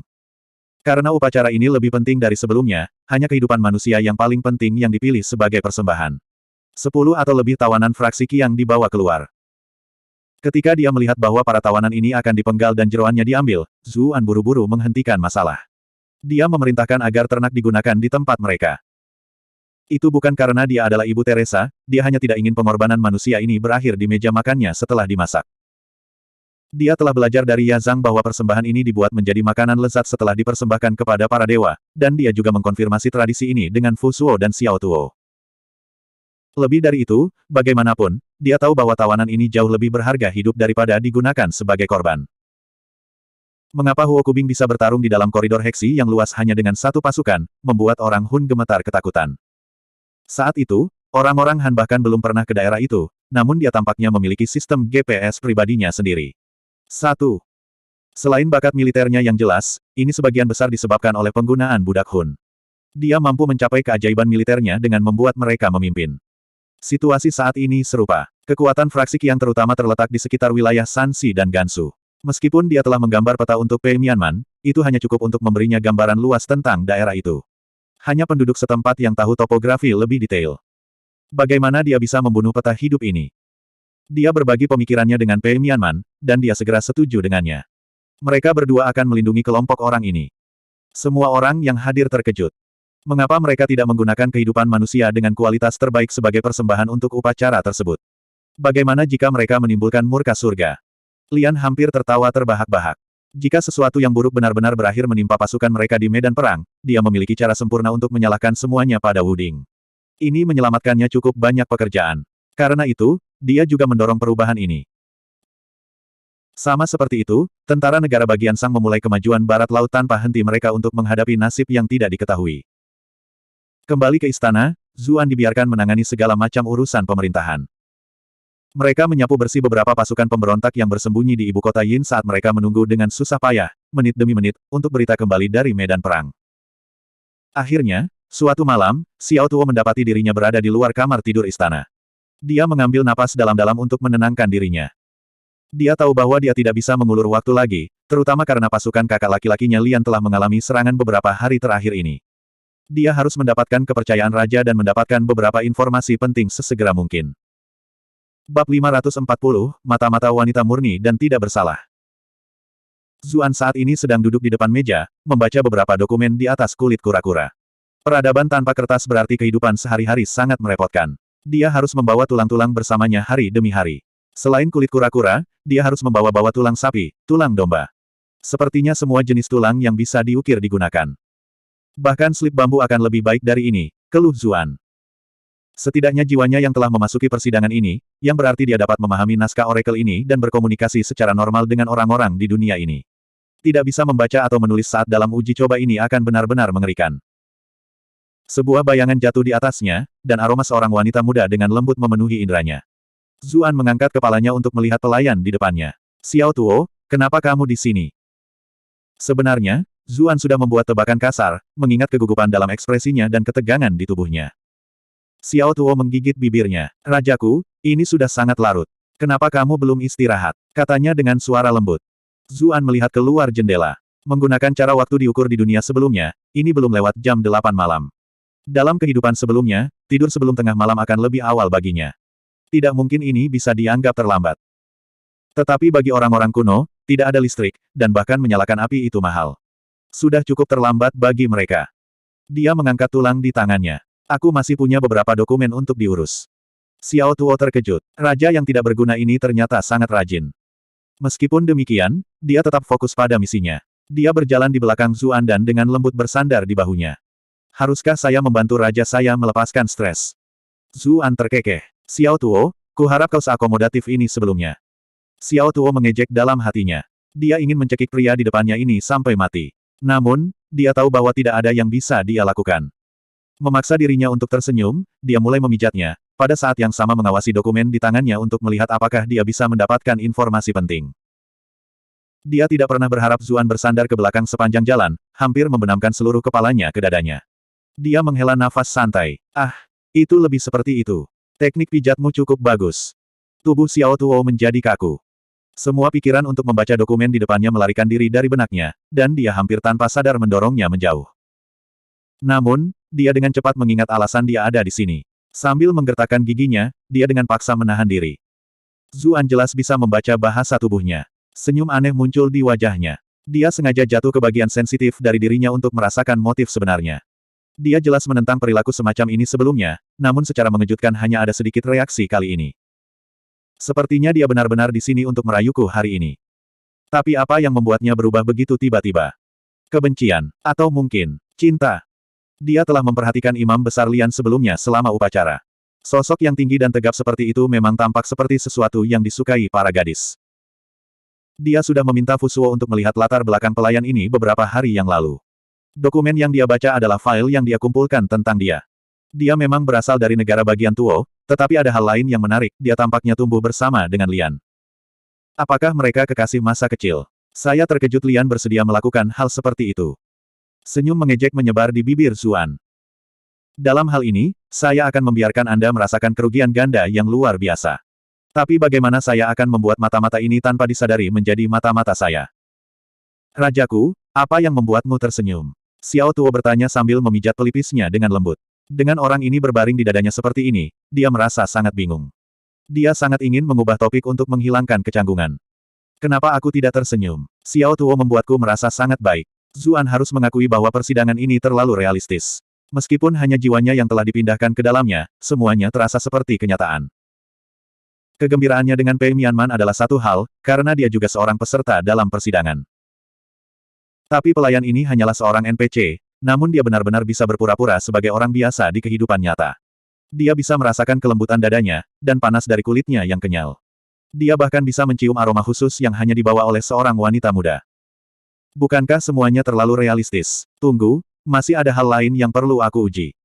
Terima kasih atas pujianmu, Rajaku. Senyum malu menghiasi bibir Xiao Tuo, tapi dia diam-diam mengutuknya di dalam. Bagaimanapun, dia adalah raja yang mesum dan tidak berguna. Namun, pada saat ini, dia berada dalam dilema. Bagaimana dia bisa pergi dari sini? Jika dia melemparkan dirinya langsung ke arahnya, dia akan tampak agak terlalu murahan. Siapa yang peduli jika dia tidak tertarik pada akhirnya? Bahkan dia tidak mau membiarkan dirinya begitu rendah. Untungnya, Zuan angkat bicara. Aku merasa agak lelah akhir-akhir ini. Tolong temani aku ke kamar mandi. Dia sudah melewati setiap sudut dan celah istana selama beberapa hari terakhir. Dia tidak ingin melewatkan informasi penting atau petunjuk apapun di dalamnya yang bisa terbukti penting untuk penyelesaian persidangan ini. Dalam penyelidikannya, dia menemukan sumber air panas di istana yang telah diubah menjadi pemandian pribadi raja. Selama ini, dia sibuk dengan penyelidikannya dan tidak punya waktu untuk beristirahat. Sekarang setelah dia membangun pemahaman yang baik tentang persidangan ini, dia akhirnya bisa mengambilnya sedikit lebih mudah. Xiao Tuo menegang sejenak, tapi dia dengan cepat menundukkan kepalanya untuk menerima. Oke. Dia jelas tahu bahwa lebih mudah untuk hal-hal terjadi di tempat seperti mata air panas. Ini baik-baik saja. Membawa satu set pakaian baru, dia mengikutinya ke kamar mandi. Zuan menanggalkan pakaiannya dan berjalan langsung ke sumber air panas. Wajah Xiao Tuo memerah. Dia dengan cepat menoleh ke samping, diam-diam mengutuknya. Pria ini benar-benar. Meskipun dia berbalik, bagaimanapun, tubuhnya yang kuat dan kokoh terus muncul di pikirannya dari waktu ke waktu. Terutama benda memanjang yang telah mendorongnya berulang kali malam itu. Mengingat kejadian malam itu saja sudah cukup untuk membuat pipinya merah padam. Zuan merasakan panasnya mata air panas merembes ke dalam tubuhnya, dan mendesah bahagia. Jika dia tidak diburu oleh manusia, maka dia sedang diburu oleh hantu. Dia benar-benar kelelahan. Sekarang, dia akhirnya memiliki kesempatan untuk benar-benar rileks. Sangat disayangkan bahwa Man Man tidak diberi kesempatan yang sama untuk beristirahat, bahkan sekarang. Dia bertanya-tanya bagaimana keadaannya. Sementara dia tenggelam dalam pikirannya, dia tiba-tiba merasakan sepasang tangan gemetar bersandar di bahunya, lalu mulai memijatnya dengan lembut. Zuan berbalik dan melihat Xiao Tuo sedang berlutut di tepi mata air panas. Postur tubuhnya cukup aneh karena perbedaan ketinggian. Kamu harus masuk. Kamu terlihat sangat tidak nyaman di atas sana, kata Zuan sambil tertawa kecil. Karena gadis ini ingin merayunya, dia akan memberinya kesempatan itu. Sementara itu, dia bisa menikmati keuntungan yang didapat dengan menjadi raja. Mengapa dia menyerah pada kesempatan yang begitu sempurna? Xiao Tuo menggigit bibirnya. Ada ekspresi konflik di wajahnya. Zuan tidak terus menekannya, dan malah menutup matanya dengan tenang. Dia tidak akan jatuh begitu rendah untuk memaksa seorang gadis untuk menyenangkan dia. Dia tidak akan membuatnya melakukan apapun yang dia sendiri tidak ingin lakukan. Beberapa saat berlalu, dan sebuah suara lembut memanggilnya saat sepasang tangan mendorongnya ke depan. Rajaku, tolong maju sedikit agar aku bisa memijatmu dengan benar. Zuan membuka matanya. Adegan di depannya hampir membuat darah keluar dari hidungnya. Kulit emas wanita muda ini berkilauan, memantulkan mata air yang jernih serta air yang mencerminkan citra cantiknya. Sebagian besar tubuhnya dikaburkan di bawah air, tetapi misteri itu hanya mempersulit pria manapun untuk menolak. Zuan memiliki ekspresi aneh di wajahnya. Kamu tidak perlu melepas pakaianmu, tahu. Xiao Tuo sejenak kehilangan kata-kata. Astaga, kenapa kamu tidak mengatakannya saat itu? Raja yang tidak berguna ini pasti berusaha membodohinya. Anda telah berhasil mengendalikan Xiao Tuo untuk 233. 233. 233. Tentu saja, tidak mungkin dia akan mengenakan pakaiannya lagi, sekarang mereka berada dalam situasi ini. Dia mengambil napas dalam-dalam untuk menenangkan pikirannya yang bingung, dan kemudian dia bersembunyi di belakang Zuan untuk terus memijatnya, seolah-olah ini akan membuatnya merasa sedikit lebih baik. Dia tahu bahwa dia sengaja bersembunyi dari pandangannya, jadi Zuan tidak berbalik untuk melihatnya lagi. Gadis kecil ini tampak seperti dia akan menangis. Bahkan mata-mata wanita seusia ini sangat polos. Aku merasa malu hanya menggodanya. Dia terus bersantai dengan mata tertutup.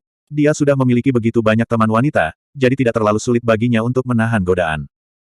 Alih-alih melangkah lebih jauh, dia lebih dari puas hanya dengan menikmati pemandian air panas ini sambil meminta seorang wanita muda yang cantik memijatnya. Pikirannya damai, tapi pelayan itu jelas tidak. Sepanjang hidupnya belum pernah dia begitu intim dengan pria lain. Wajahnya perlahan menjadi semakin merah, meskipun dia tidak tahu apakah itu karena panasnya sumber air panas atau karena terlalu dekat dengan tubuh pria yang begitu kuat. Jantungnya mulai berdetak lebih cepat dan lebih cepat. Dia menghela nafas. Karena dia sudah sampai sejauh ini, dia mungkin juga akan melanjutkan misinya. Dia mengingatkan dirinya pada mimpi kekasihnya, dan kilatan ketegasan melintas di matanya, disertai dengan sedikit penyesalan. Dia melingkarkan lengannya di sekitar Zuan, lalu menekan dirinya dengan lembut ke punggungnya.